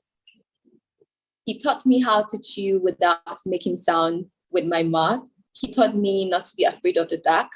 He walked me to school, and even though we didn't have so much money, I did cherish those moments I spent together with him. He left me the gift of memories. One day, my father told me a story of a man who lived in the village with his wife, 5 children, and his dog. They had a routine, and early every morning, they left to the river where they took a canoe to the other side of the village for their daily activities. That was their daily routine, and it was perfect. Nothing changed. He wouldn't allow it. But one day on their way back home, a heavy storm hit them right in the middle of their journey, and the man couldn't rescue his dog, and so he lost him, but he and his family were safe. He used to sit and wonder if he could have done anything better that night to save his dog, but deep within him, he also knew that a bit of saving the dog was going to be at the expense of his family's life. Sometimes life is cruel to demand that you choose to save something you love, whilst at the same time letting go of another thing you love. The demise of the dog broke him and his family, but it broke him the most, and he grieved for a long time, even when his family had moved on. But one day he picked himself up, and he and his family got adapted to their old routine, but without their dog. After some months, they came home to see a dog lying at the front of their door. They wondered why it had showed up and where it came from. And it even appeared bigger and quite beautiful than his old dog. And so the man got very excited to know that he was blessed with a replacement. At first, the dog almost behaved like the old dog that died, or probably, as my father put it, the man saw the new dog behaving like his old dog. He immediately fell in love with it and shared every piece of his heart with his newfound love. And that suddenly ended his grief and completed his healing. He even spent much time with it, took him to places he never sent his old dog. He became much closer, his object of obsession, and he didn't even care if the new dog loved him that much. He was satisfied just knowing that he had another similar old routine, only that this time it was better. So he thought to himself to get the dog a kennel because the other just loved the dog. He used a part of the savings and contacted the blacksmith in the village to get him the most beautiful kennel for his new dog. That day, on the way home, he also gathered many bones for the dog. So when he got home, the dog was nowhere to be found. These were the kind of stories my father used to tell me were different from the ones he spoke on the pulpit. Some don't love at all after a loss. For some, love becomes an obsession when found again. For some, they are indifferent. They expect nothing and gives nothing back. And for others, love scares only when they have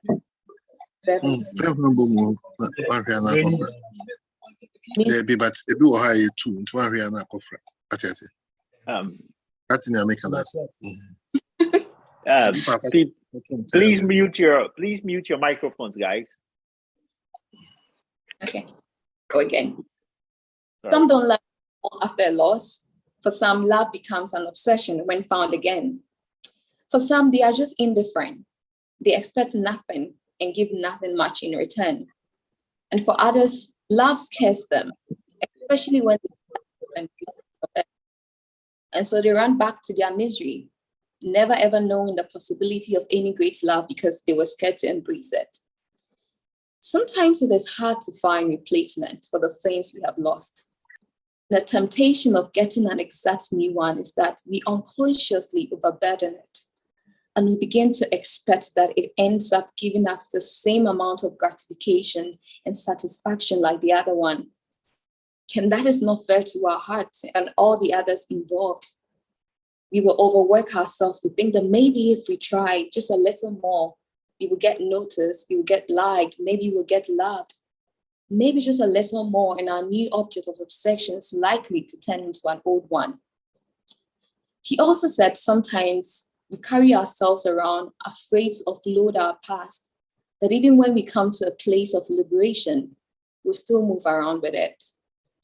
Sometimes a man resembles his dog, and that's okay. It shows how much he loved him. But when a dream is broken, you must give it another wing. He ended. I looked at my father and said, I wish I understood these days. He smiled and said, you will, when you lose a dog, another again. Sometimes I sit back and reflect on my life and realize the words of my father were prophesied to me. And I don't know how he could have seen so much ahead of me that I couldn't. But I guess sometimes the beginning of all things can't be told from the end of all things. Thank you.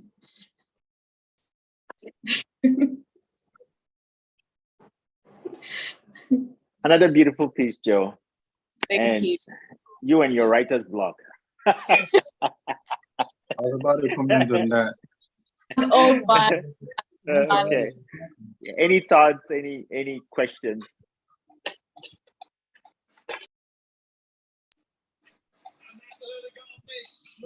Very beautiful piece together. A beautiful one.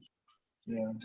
So we have 3 dogs at home at the moment, and one of the experiences that they've given me is the fact that love sort of transcends species.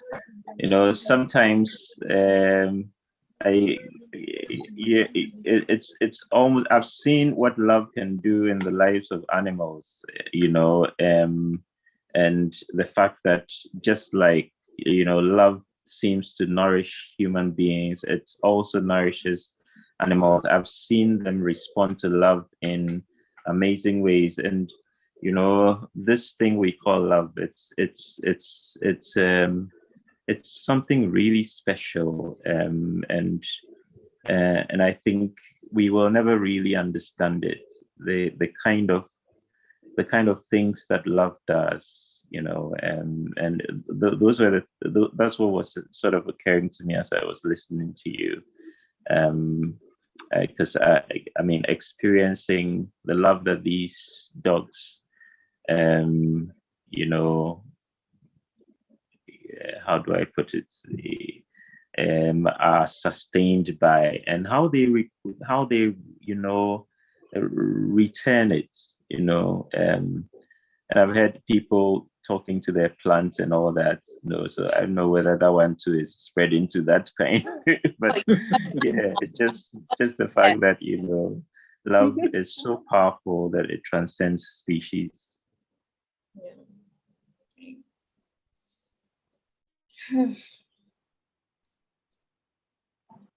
All right.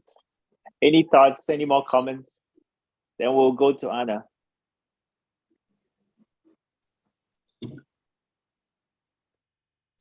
Okay, we will continue on the topic of love, which I think we are due because we've had some heavy conversations today. Well done, Nana. This poem is called The Benz, a reflection of the condition that comes up as you are changing pressures in your environment too quickly. So I'm not a diver, but the physiology of the Benz has always interested me. the physiology of what happens to your lungs at high altitude and also way below the ocean surface. The concept that if only we could inject oxygen into your vein, the issues of prematurity would go away. The issues of so much chronic illness would go away. I once attended a lecture where a scientist was trying to figure out a way to use nanobots to deliver oxygen directly to the blood. It would eliminate mechanical ventilation. And I mean, can you just imagine if we had something like that in the world of COVID?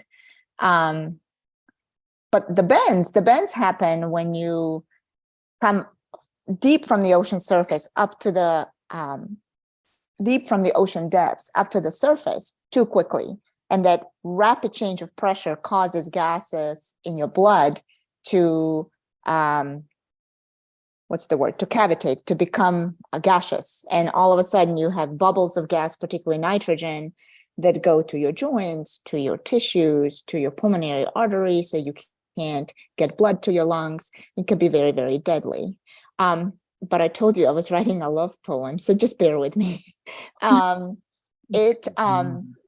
husband and I just had our wedding anniversary yesterday, and we've been together for 15 years. Some of you have been together with your partners much longer than that. But when we first met, I was an immigrant to the United States.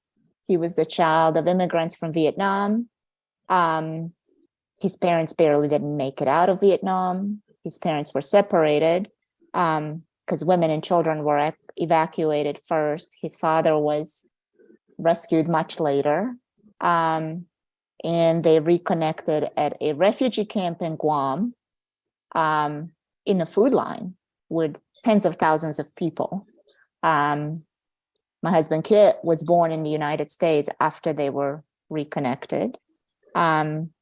I left Bosnia after 5 years of war and many, many close calls. And I lived here for over a decade before we ran into each other. So I do think at times our meeting was improbable, but there it is.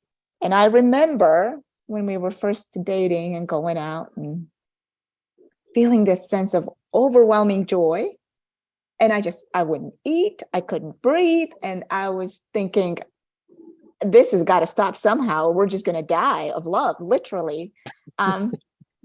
It calmed down. But I'm happy to say that we're very much still happily married. So I wrote this poem when we were hiking out west about a year ago, and it's called The Benz. We sit in silence above the tree line, which once belonged to indigenous tribes, belonged in this language alone, for in so many others, they and it are one. Above us, the galaxies and entropy and the night sky. I tell you about the violent taking and the blue dot and Carl Sagan. I tell you about time and controversy of Peter Pan and searching for the one. And here you are. Above us, the night sky. A dog in my lap stirs and looks up and stirs something inside with all that love in his eyes. We all harbor chaos within us. Quite literally on the subatomic level, that chaos keeps us alive. And metaphysically too, of course, it all powers the existence inside. They say the universe is ever expanding, and ever since the Big Bang, there are black holes all around. But when you look at me with that sparkle in your eyes, I imagine the center of that explosion is not dark. The opposite, in fact. You wink, and I sense a hurricane of calm. The bubbling of nitrogen. I imagine this is how it feels to emerge too fast under the weight of the ocean. The land does not belong to anyone. It and us are made of the same dust. But you and I, we are the aftershock. We belong together. That's it. Nice one. Yeah, beautiful. Beautiful piece. I like it. I haven't heard love expressed in such geographic terms. Yeah. What was it? Hurricane of calm, Oh my word! I And then, no, the like last I one. like the line. She ended on some last. What was the last one? What? Oh, my brain is old. Please, the last line, please, Anna. I want to memorize that. We are the aftershock. We belong together. Aftershock. Can you believe that? Oh man, these are geographical. That's love brewed in the geographical pot. Yeah. Anna, you Yeah. need to please post this on your page. This is just amazing. Anna, who knows? I might write a song with it. Okay. My word. That the aftershock line, it really is a reflection on this improbability of meeting, and we are the aftershock of two world tragedies, but here we are and we're building something better. And I think that's the only way to deal with the tragedy that surrounds us. So Yeah, that means I hear that sometimes the aftershocks after the earthquake are stronger than the earthquake themselves on the Richter scale. Exactly. This must be a huge aftershock of love. My word, we got to write a song for this one.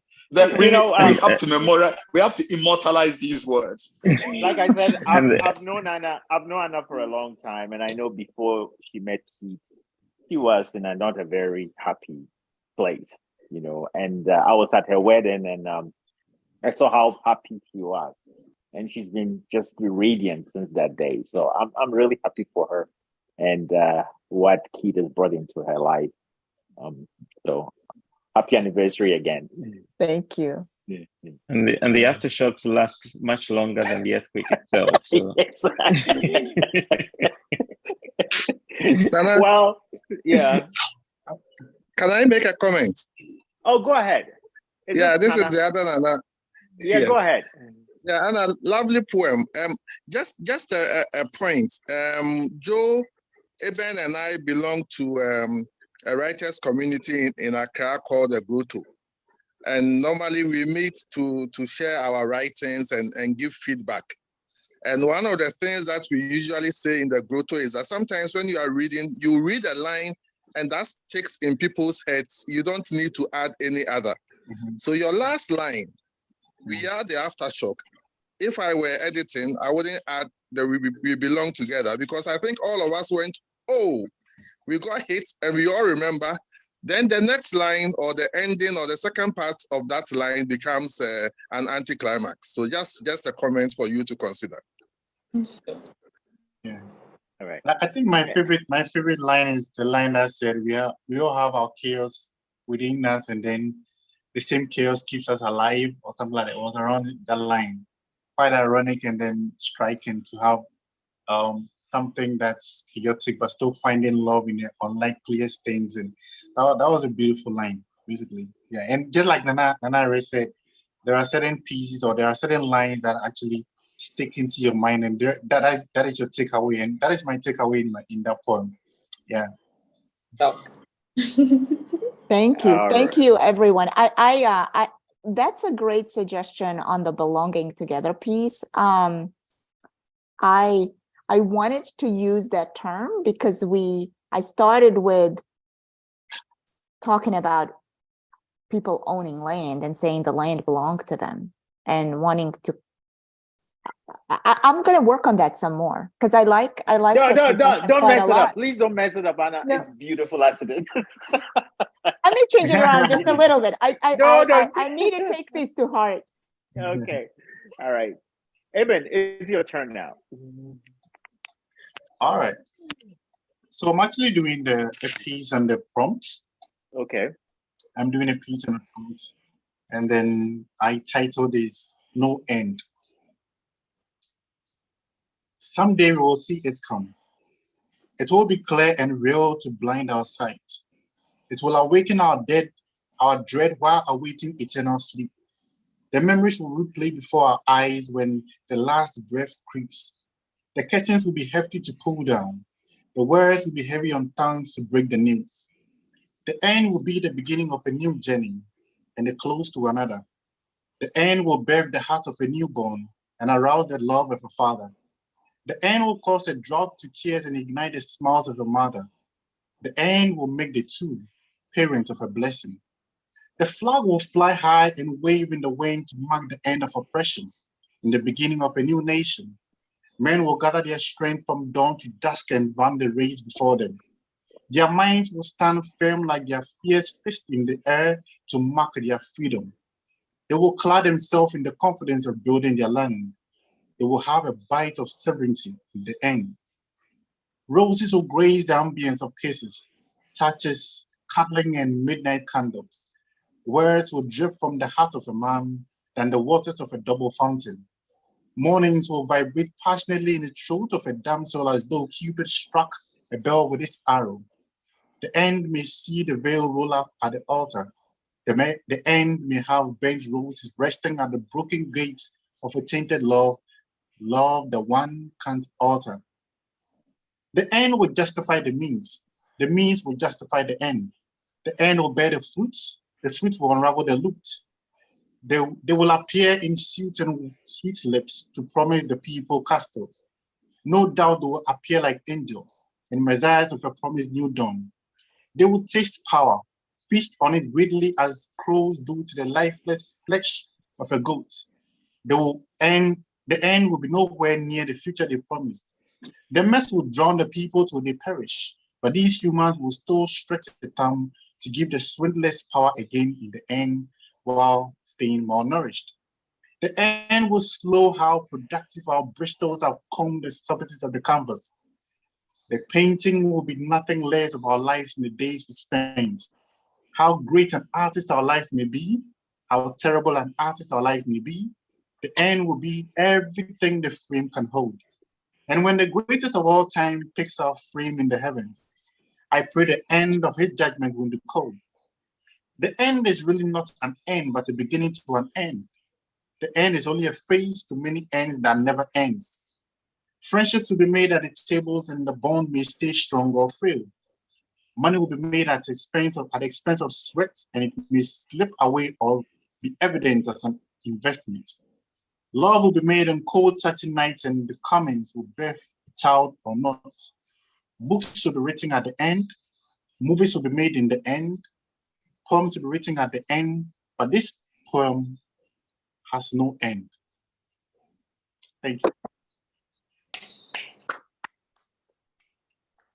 I mean, that was really good. That was really good. That I like the way you played with that theme. You know, it's the end, but it's really endless. Yeah. That's amazing. Any other thoughts? Yeah, I mean, the poem actually doesn't have an end because I'm sure if we should give him the opportunity, he can expand it. So the poem actually doesn't have. Yeah, yeah, it's a beautiful piece, even it is. Yeah. All right. Well, then let's go on to. Did anybody want to say something else? Yeah, just the typical irony that an endless poem is talking about the end. You know, Yeah. it's just. Yeah, Teddy, you want to go now? Okay, let me find my.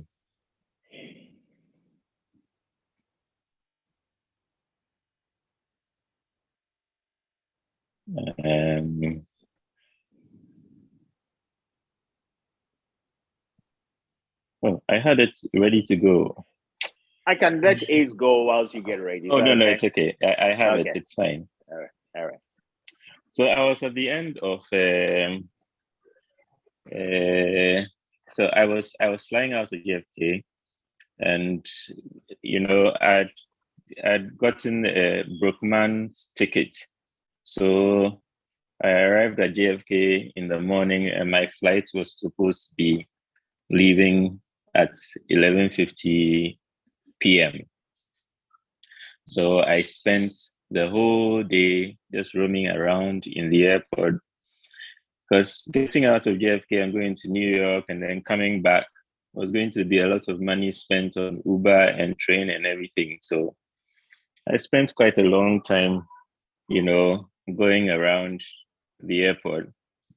When my transit had come to an end, then here was this long line of people having to check their temperatures before they get on the plane. Now, this thing of checking temperatures before they get on the plane it's not practiced anywhere apart from planes coming to Ghana. I don't know whether, because I haven't seen it, all the airports have moved on. And here is this flight coming to Ghana and we're just checking temperatures. And in the long run, instead of the plane taking off at, at 11:50 p.m., it took off at 2 a.m. But I wrote this at the end of a long journey. So here goes. The boarding process at JFK in New York for the flight to Ghana is unique. It is the only one in the terminal which requires the temperature of passengers to be checked before boarding. This is October 2022. COVID signs have long since ceased to matter. Masks are discarded. Spacing warnings are now figments of a thankfully forgotten past.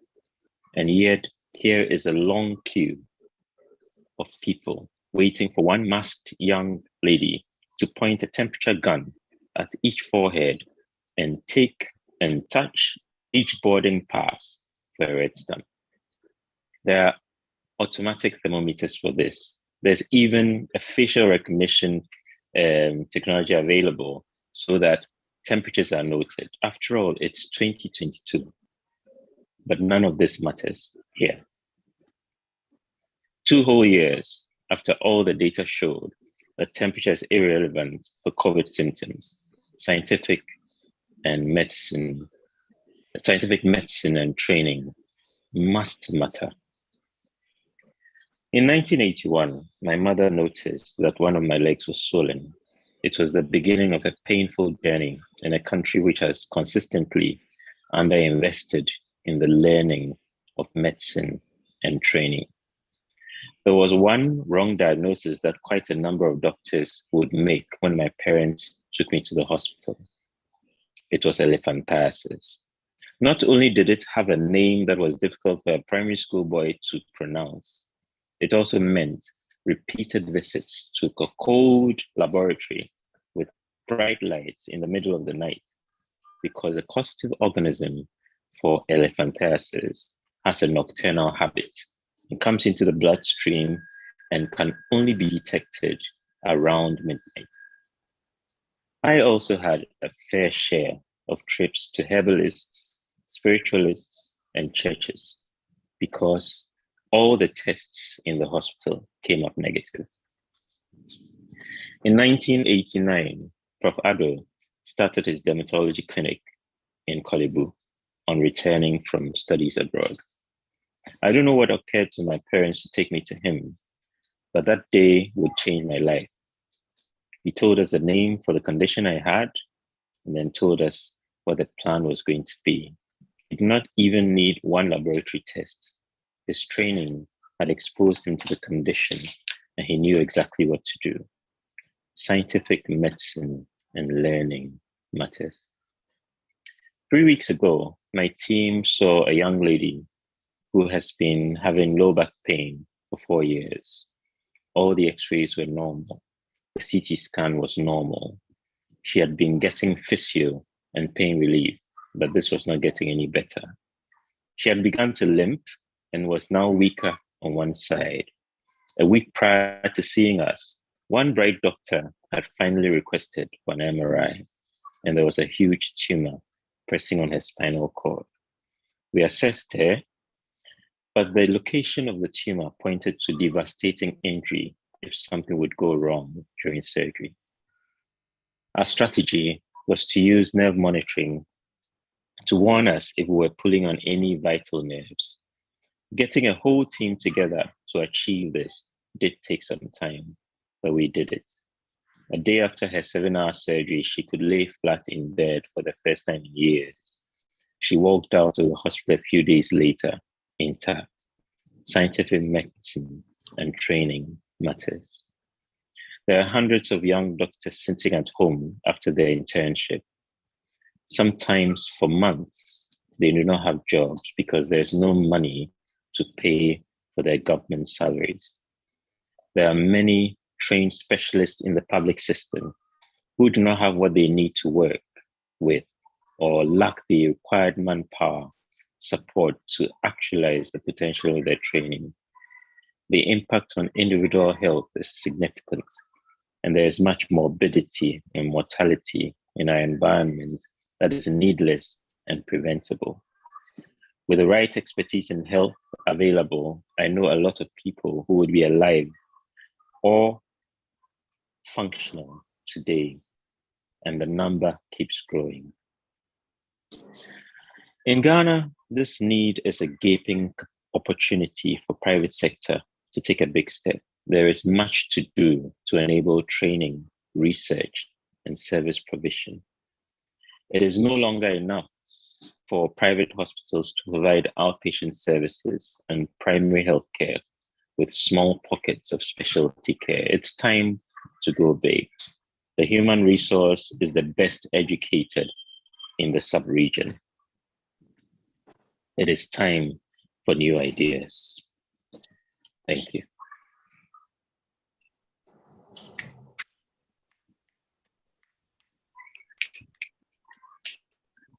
Great piece, Teddy.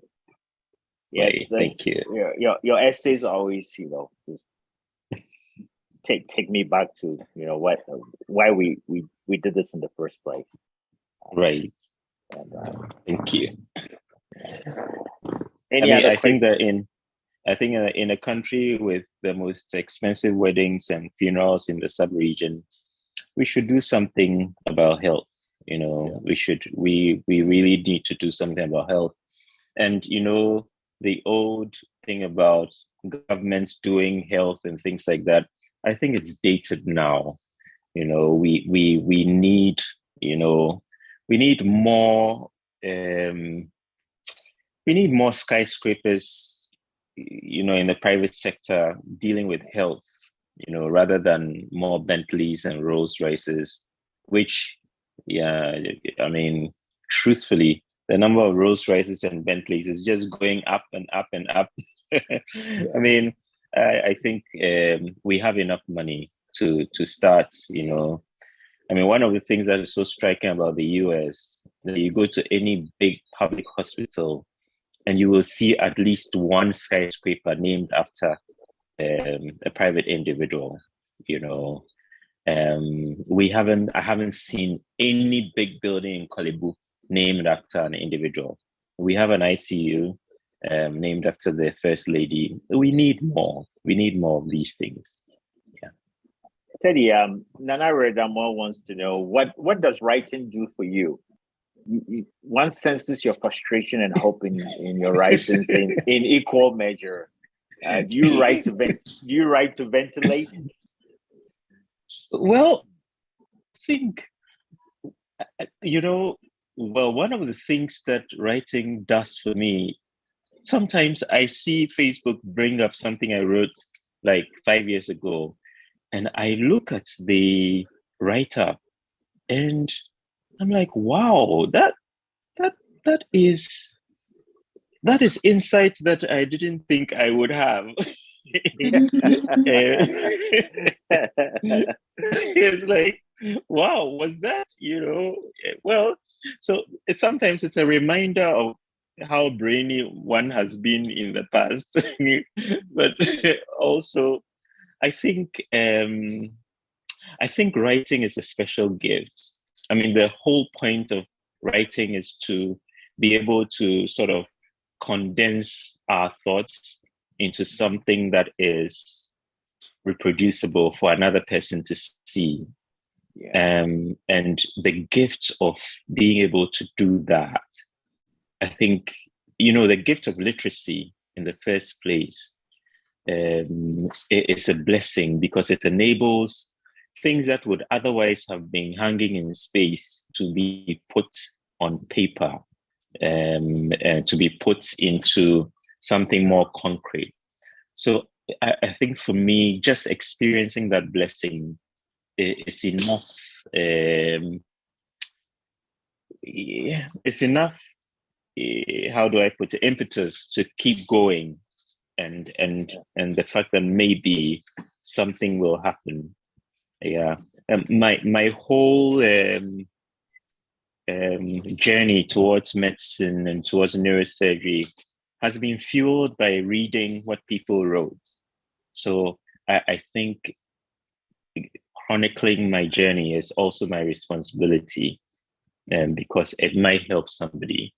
I mean, definitely, I know that there are 2 or 3 people who, if they didn't write books, I would never have discovered neurosurgery, because I knew about neurosurgery long before I got into medical school. Yeah, so.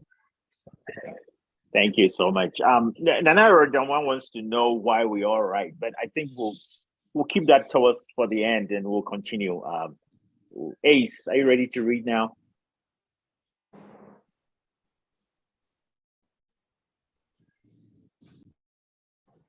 Unmute yourself. Yes. I'm very ready to read. Well, I was going to read a letter and a response, but since it's supposed to be our own writings, I will read my response to a letter I received, and hopefully that will put things in perspective. There's a letter from a gentleman that we all respect. In the days of yore, when there was silence in the country, he had a column in the Mirror called "The Woes of a Quetroid," which I think is a mixture of his name and the word Quetroid, Professor Kwesi Anka, in which he was one of the few people who was able to express quite some dissent. But it is his language, the polishness of his English, the clarity of his thoughts. I later on served on the board with him.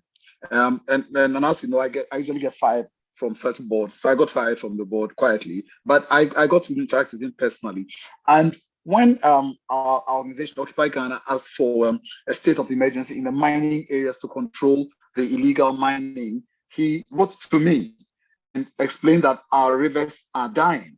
And so I responded, and I'll read my response to his letter. And it has to do with the end. Are we at the end of it? Are we ever going to see anything where this is concerned? And Nana Francis was starting it too. So, dear Professor Kwesi Anka, read Galamsey and our Achansi message. Achansi is the village where my parents originally came from. And Professor Yanka lived and schooled there for about a year.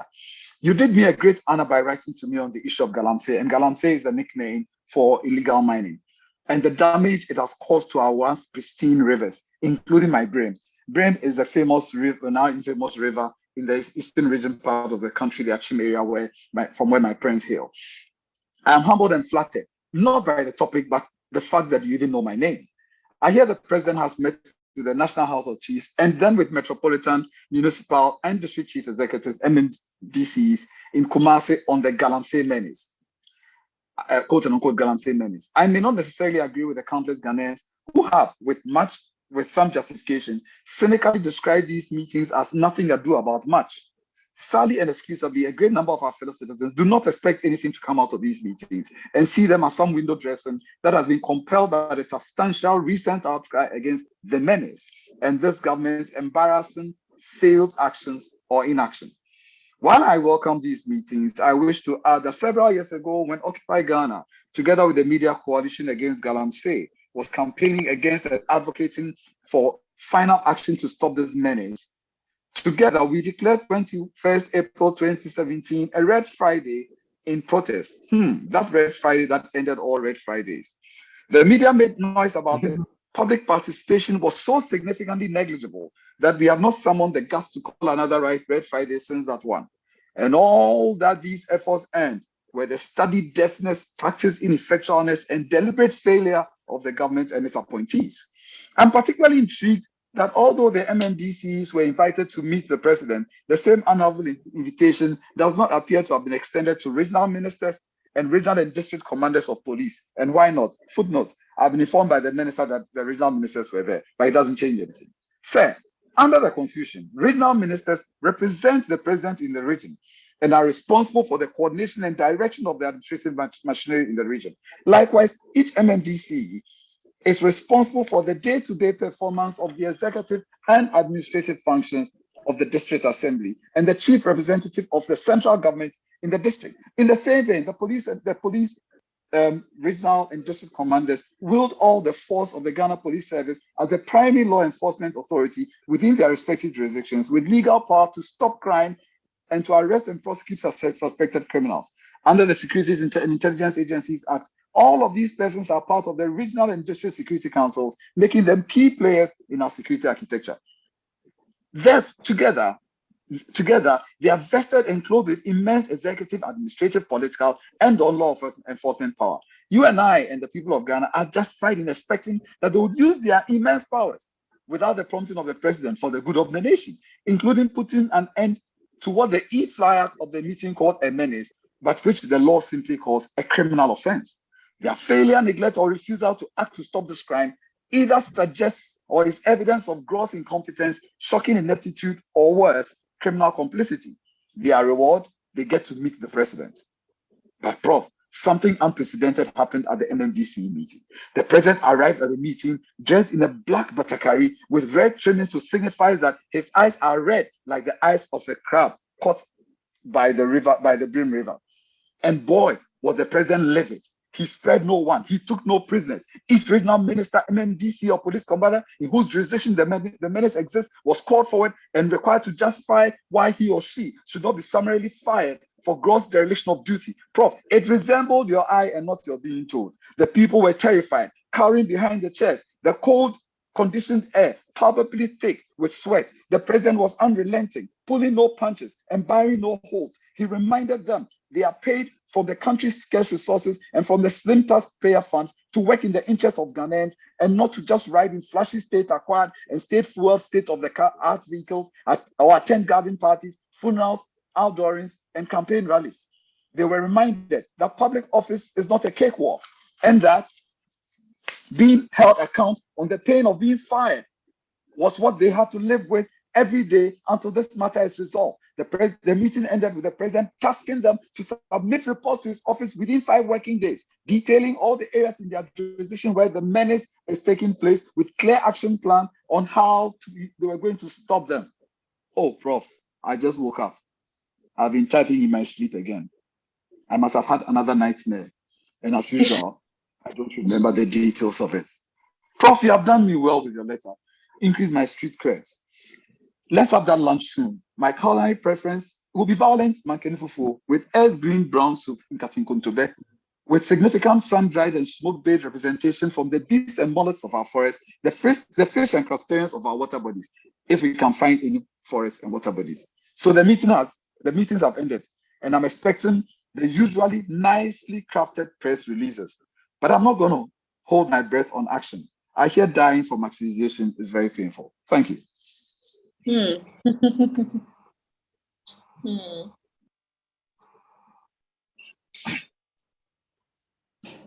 I see people are laughing at my letter. I'm laughing too. How long ago was this? This was last week. I just wrote this last week. Or this week, last week. Or the week before, but very, very recently. On the day the president met the MMDC, he was dressed in his suit and tie. He was in suit and tie, reading from a prepared script. And I had a nightmare that he had actually urged action. Sorry, my dreams aren't very nice. You know, on the road to Kumasi, once you cross the Kwe area, there's these the Galamsey filters. They're like these huge metal grids that they use to filter the soil, to get the gold. And if you see one plantain seller, the next thing you see is a Galamsey filter. These are big things. They're like, I don't know, when I started, they're imposing structures, and they are right along the road. What are they there for? They're waiting for people to hire, And I'm like, these things are right along the road, being rented on a regular basis, and we are in the bushes burning excavators. There's something about our fight against this thing that just doesn't jive, Doesn't work. I always that say is that. why I dreamt the president being angry. It can only be a dream. I always say that the dynamics that made the slave trade possible all those hundreds of years ago, these same dynamics are playing out where Galamsey is concerned. It's a self-destructive practice that some Ghanaians are benefiting from, and so it self-propagates. Right. And until we use force to stop it, we are going to look back 100 years and go, "What the heck did we do to ourselves?" Right. But it doesn't. Unless Ghanaians stare long and hard at the politicians, they won't do nothing about it. Right. They will do nothing about it. But the problem with us, and I'm sorry to say this, is that often we don't like the heavy lifting that produces results. We like the demonstration. One day we make noise, and the next day we drop the ball. And so the ball never Right. bounces. The tenacity that it takes to continue to hound government for them to Right. do the right thing sometimes is missing. We didn't just start this fight. We began this fight ourselves in 2017. And we called events and Ghanaians did not attend. Nobody was interested. We even found out that 100% of small scale miners or mining licenses did not have the approvals that the law requires them to have. We brought it out. Nobody batted an eyelid. Just before the elections, they ran to parliament and got the approvals given. And so the ordinary Joe and Jacqueline, the ordinary Kojo and Amma on the street, who ought to be interested in this and scream hard at the government, is doing nothing. We are waiting for 4 years to vote. That is the highest expression of our democratic credentials. But the heavy lifting, that means sitting up at night, typing things, sending the president reminders every week. We want you to do something. That hard work, that back-breaking work that produces results, the ordinary Kojo and Amma on the street is not interested. They want someone else to do it so they can come and tell you, while you're talking about Galamsey, why are you not talking about this other matter? As if they pay you to speak your mind on the country. Where democracy has worked, the people can stare long and hard at their governments. And you know one thing I know about politicians, if you stare long and hard enough, they blink first. But I'm not sure that we're ready for that here. Just comment from Ananare Damoa. He says, that's to you, Teddy, that's what is called chant fans. In the old days of being Galamsey, those seats used to be small and used separately. Now they come with those amphibious vehicles, which is like a factory that sits on the rivers. So, and those vehicles are imported. They come through our harbors. People bring them in. We have the names of the importers who brought those equipment into Ghana. We have their names with the chassis numbers of the vehicles. So if the vehicle is found by the side and the vehicle is found damaging something, we can cross-check from the port authorities who brought this in. We pick the person up. We will trace it to who bought it and who is using it. No, like Teddy said, we're doing the cheap thing. We're burning them. And we have the Kole Lagoon, which is a glorified gutter that is desilted at millions of dollars every year. Imagine we had 10 champans on the Kole Lagoon, desilting the Kole Lagoon. We seized it from the people and we are using it. No, we're burning them. And then we said, the president had a meeting. Well, anyway, as I said, nothing ado about much. Let me do my reading and then we so I am doing my prompt. Let me replace the spotlight. So this piece, it's my prompt. I wrote actually 3 pieces and I have to decide on one. There are places in life that I seem to learn a lot from. One is traffic. I think traffic is a lesson in itself. It teaches so much. The other place is the cemetery. I know it sounds macabre, but the cemetery to me, it's like a collection of alarm clocks just ticking. When you go there, you hear these clocks ticking and they tell you your time is up. And the other place where I learn a lot of lessons from is when I'm alone at night with my telescopes looking into the sky. And but finally I picked the piece I wrote that came to me when I sat at the traffic light. There was a car in front of me and the lights turned green and the car did not move. I think he was on his phone. So I hung my horn and finally he moved on. But then I said to myself, what if he hadn't moved? What if he could not move? And so the piece is called At the Light. They said his Nissan was parked at the lights, though they had turned green. It just sat there, engine purring. The cars in the left lane moved on, but his Nissan just sat there. The car immediately behind the Nissan honked its horn, but that elicited no reaction. The driver in that car veered into the right lane and drove off. The Nissan just sat at the lights till they turned red again. It was another inquisitive driver who finally went up to the Nissan that just sat at the lights and would not move. He later told the police what he saw. I found the driver sitting still in the driver's seat. I knocked on the window, but there was no reaction. I tried to open the door, but it was locked. The Nissan sat at the traffic lights. It sat there as the lights cycled through green, yellow, and red. The cop showed up, a fire truck too, then an ambulance. He had no pulse when they finally got him out of the Nissan that sat at the lights and would not move. He had no pulse. They declared him dead right there, next to the Nissan that sat at the lights. The Nissan that did not move. They declared him dead right there, lying on a gurney by the Nissan. Though the light turned green, the man in that car did not move his car. Then it was over. It was the end. He had no power to move anything anymore. And the green light at that point meant nothing to him. It meant everything to the men and women in the cars behind us. They wanted to move on with their lives, but he and his motionless car were in their way. So they honked or found a way around that Nissan that sat motionless at the lights, like death. Did he have a stroke, burst an aneurysm, through a clot, had an attack that went after his heart, a heart that beat with hope, love, dreams, desires, and was filled with memories of children who will forever be children in its vacant eyes? Did he try to call for help? Did he try to tell everyone that he had seen death appear at the lights when they turned red? Does the end come when we are waiting at the lights?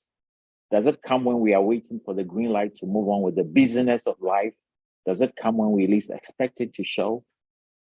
They finally took his body away, the body of the man that sat in the Nissan, that sat at the lights and would not move when they turned green. They finally moved the Nissan. They moved it too. And suddenly the road was clear for all the other cars to move freely in the business of life.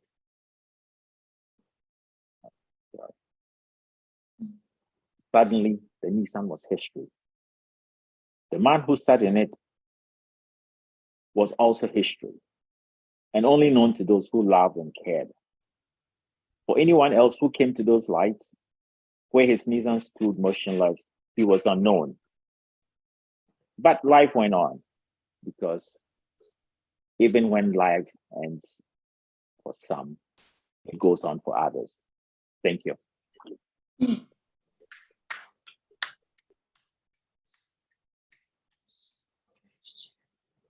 Any questions, thoughts? Can I just say something? Like, it's just how huge the world is beyond what we see or beyond what we even think.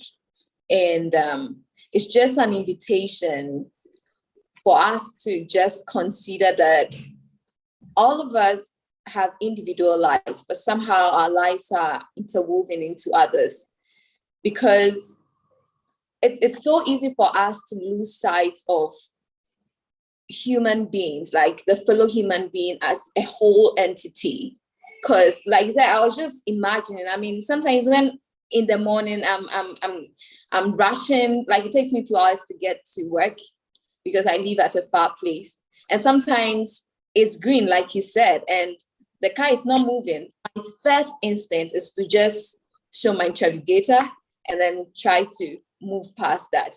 Because, I mean, ideally, I also have to get going.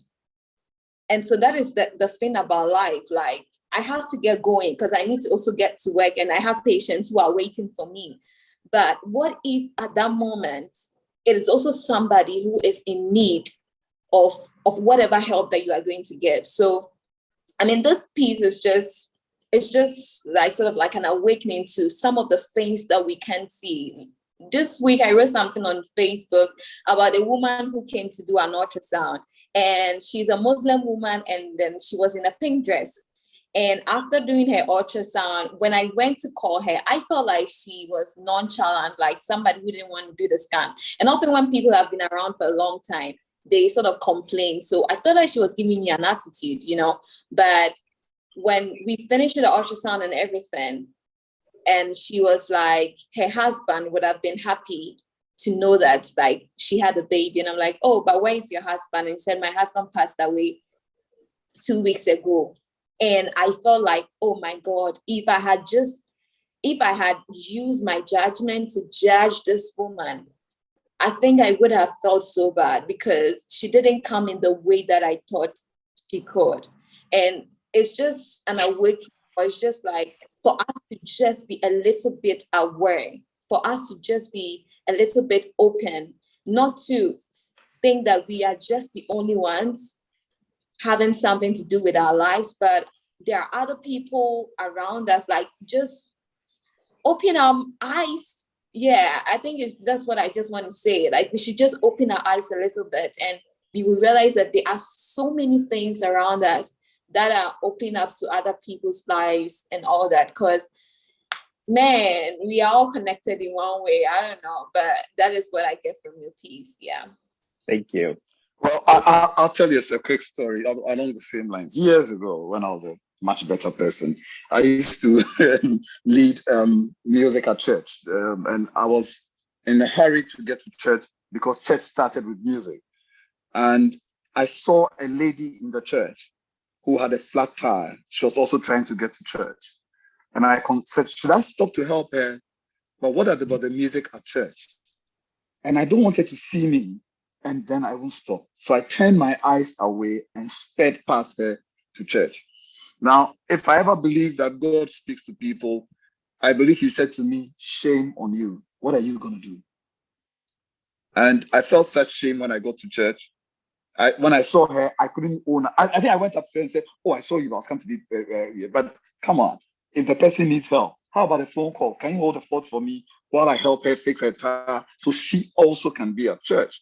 And it's a typical story of how we sometimes have our priorities so lined up that we forget the human side of everything. And yes, this is something that happens to me quite a bit. I am for order and for structure. I need things moving in accordance with a certain order. And sometimes I just lose the human touch. That is really what is required under the circumstance. So thanks for this piece. It's something that I have to keep at the back of my mind every time that I want all my ducks lined up, everything done perfectly on time. I should remember that I'm dealing with human beings and that there are frailties that are not even apparent to us, let alone real, but are hidden and are latent in people's lives, and we ought to be sensitive to those as well. Thank you very much. They did a psychological analysis of me. The first time I read it, I was irritated, but after I read it, I saw that it was true. They said one of the things about ACE is that if you tell him you have a headache, he'll say take an aspirin. And I said, yeah, but what's wrong with that? Of course, if you have a headache, you got to take an aspirin. But when I sat down, I realized that some headaches are not aspirin headaches. Some are just a rub on the back, a pat on the back, a word of encouragement, a bowl of soup, a listening ear. So I'll still say take the aspirin, but I'm learning how to say, do you want a bowl of soup with the aspirin? Thank you. Go Ace. I was dropping off my kids at school one day, and I was in a hurry because I was supposed to drop them off and I think go to work. And there was a car in front of me that was. I noticed that a young girl came out of the car, and there was a lady who dropped her off, and then she just stood there. She wouldn't move, so I honked, and then she moved, and then when she could, she parked to the right side.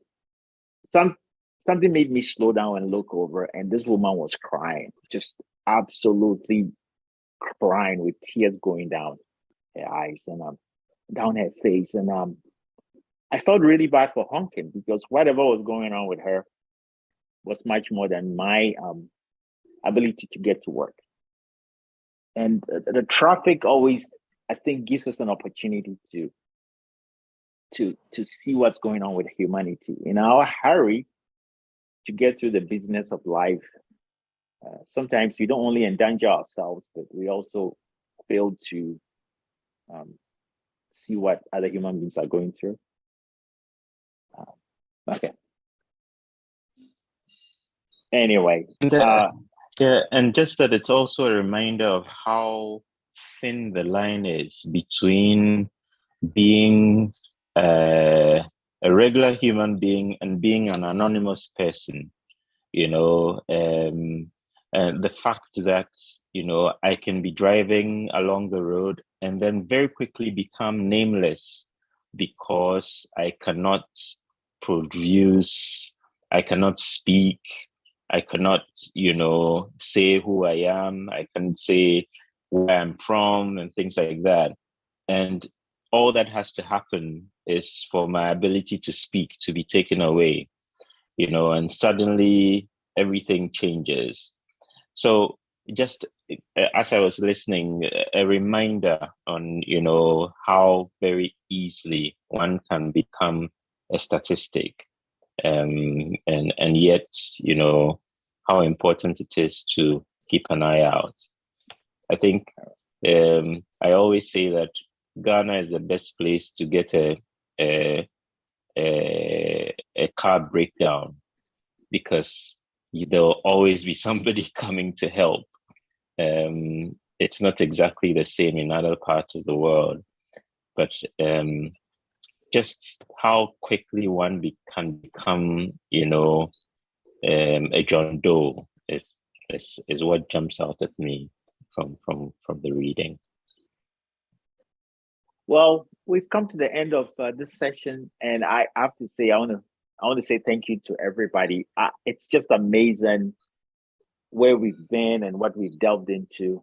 I'll let everybody say something little to finish it. If you want to answer Nanawe Damore's question, why we write, you could do that, or you could just say what you want to say to end this. And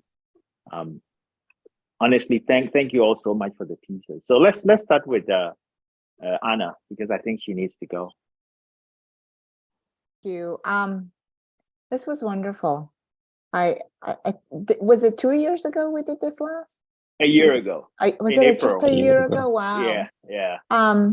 I mean, just the exposure to everyone's writing since then. I've followed all of your words, and I've learned from Facebook about Galamsey over the last month. You pronounce it actually really well. Well, I've heard you and Ace talk about it so much today. You know, with everyone that's participated here in the past, I listened to Joe and Evan's podcast, the one about creativity. I think it was on Adult Anonymous. Yes, I listened to it on one of my trips for work, and just how much I wish we could do something like this around the world, because our perspectives, to your point, Nana, our perspectives about each other and humanity and our own unfortunes in our everyday completely change when you put it in perspective of the greater society. So thank you for including me each time. This is so good for me. And before I end, you know, there was a question about what happens or what do I get out of writing. I think first and foremost, it's therapeutic. It's I see a lot of goodness in human beings on a daily basis, and I see a lot of tragedy. And being able to process that, for me, that comes easiest in writing. It pushes me to. It not only pushes me to kind of delve into English as a second language better, but also gives me new ways of using expressions in other languages. And it pushes me to learn new languages so I can kind of create poetry with different ways of expression. So much of it is self-serving. It certainly took me through the pandemic. Being able to sit through what we're seeing on a daily basis and being able to process why human beings are so selfish at times. And if only we could just think of the greater good for the community, how much better we would be. So again, it was very self-serving, but it is incredibly powerful when others respond to your words, and it's encouraging. And at the end of the day, I think I'm a much better physician at the bedside because I explore that part of creativity and literature and music. So, yeah, there. Thank you. All right, Thank you, thanks, Anna. Anna. So Joe, so your closing remarks. Yeah, I think so. First, I will just touch on why I write. Just like Anna said, for me, writing has also been therapeutic, would always be therapeutic for me. It's an escape because there are so many things inherent in our human conditions, like fear, anxieties, insecurities, love, joy, and all these things need an escape. Like we don't have the capacity to hold it all together.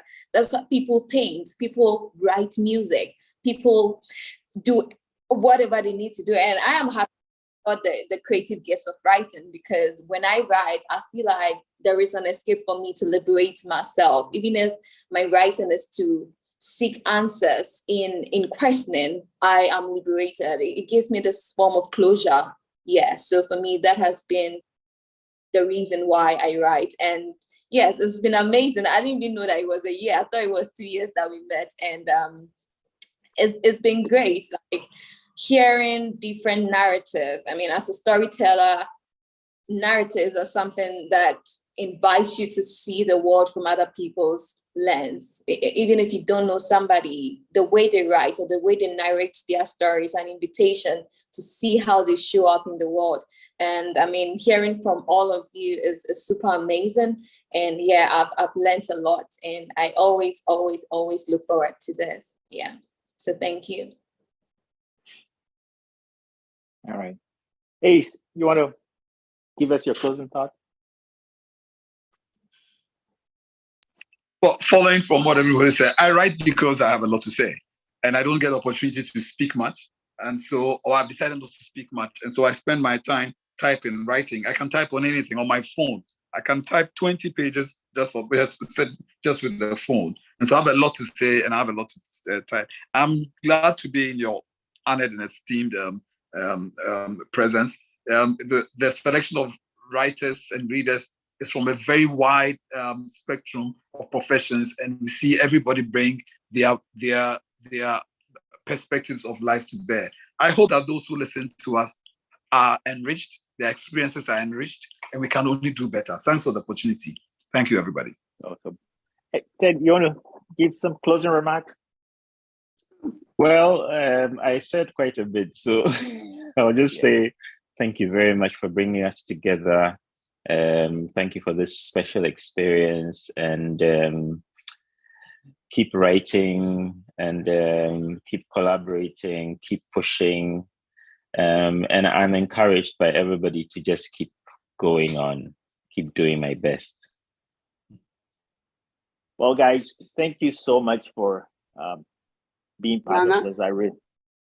I think my AirPods died. Let me switch real quick.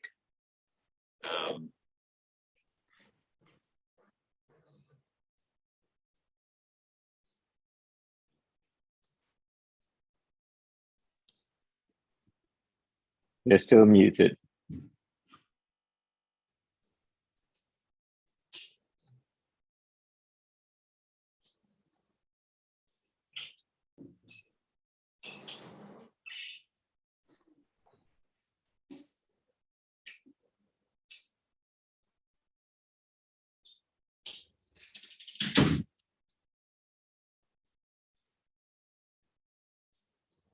Sorry, my headphones died all of a sudden. You hear me now? Yeah. Yeah, sorry. My headphones died all of a sudden. Anyway, thank you all so much for coming. And we definitely should do this again. Personally, I write because, like each of you said, I have so much to say, and sometimes it helps me organize my thoughts. It's a great outlet, and sort of a gift that I think we should all explore. All right. So thank you all so much. And bye. Bye. Take care. Bye, Ace. Bye, Nana. Bye, Ted.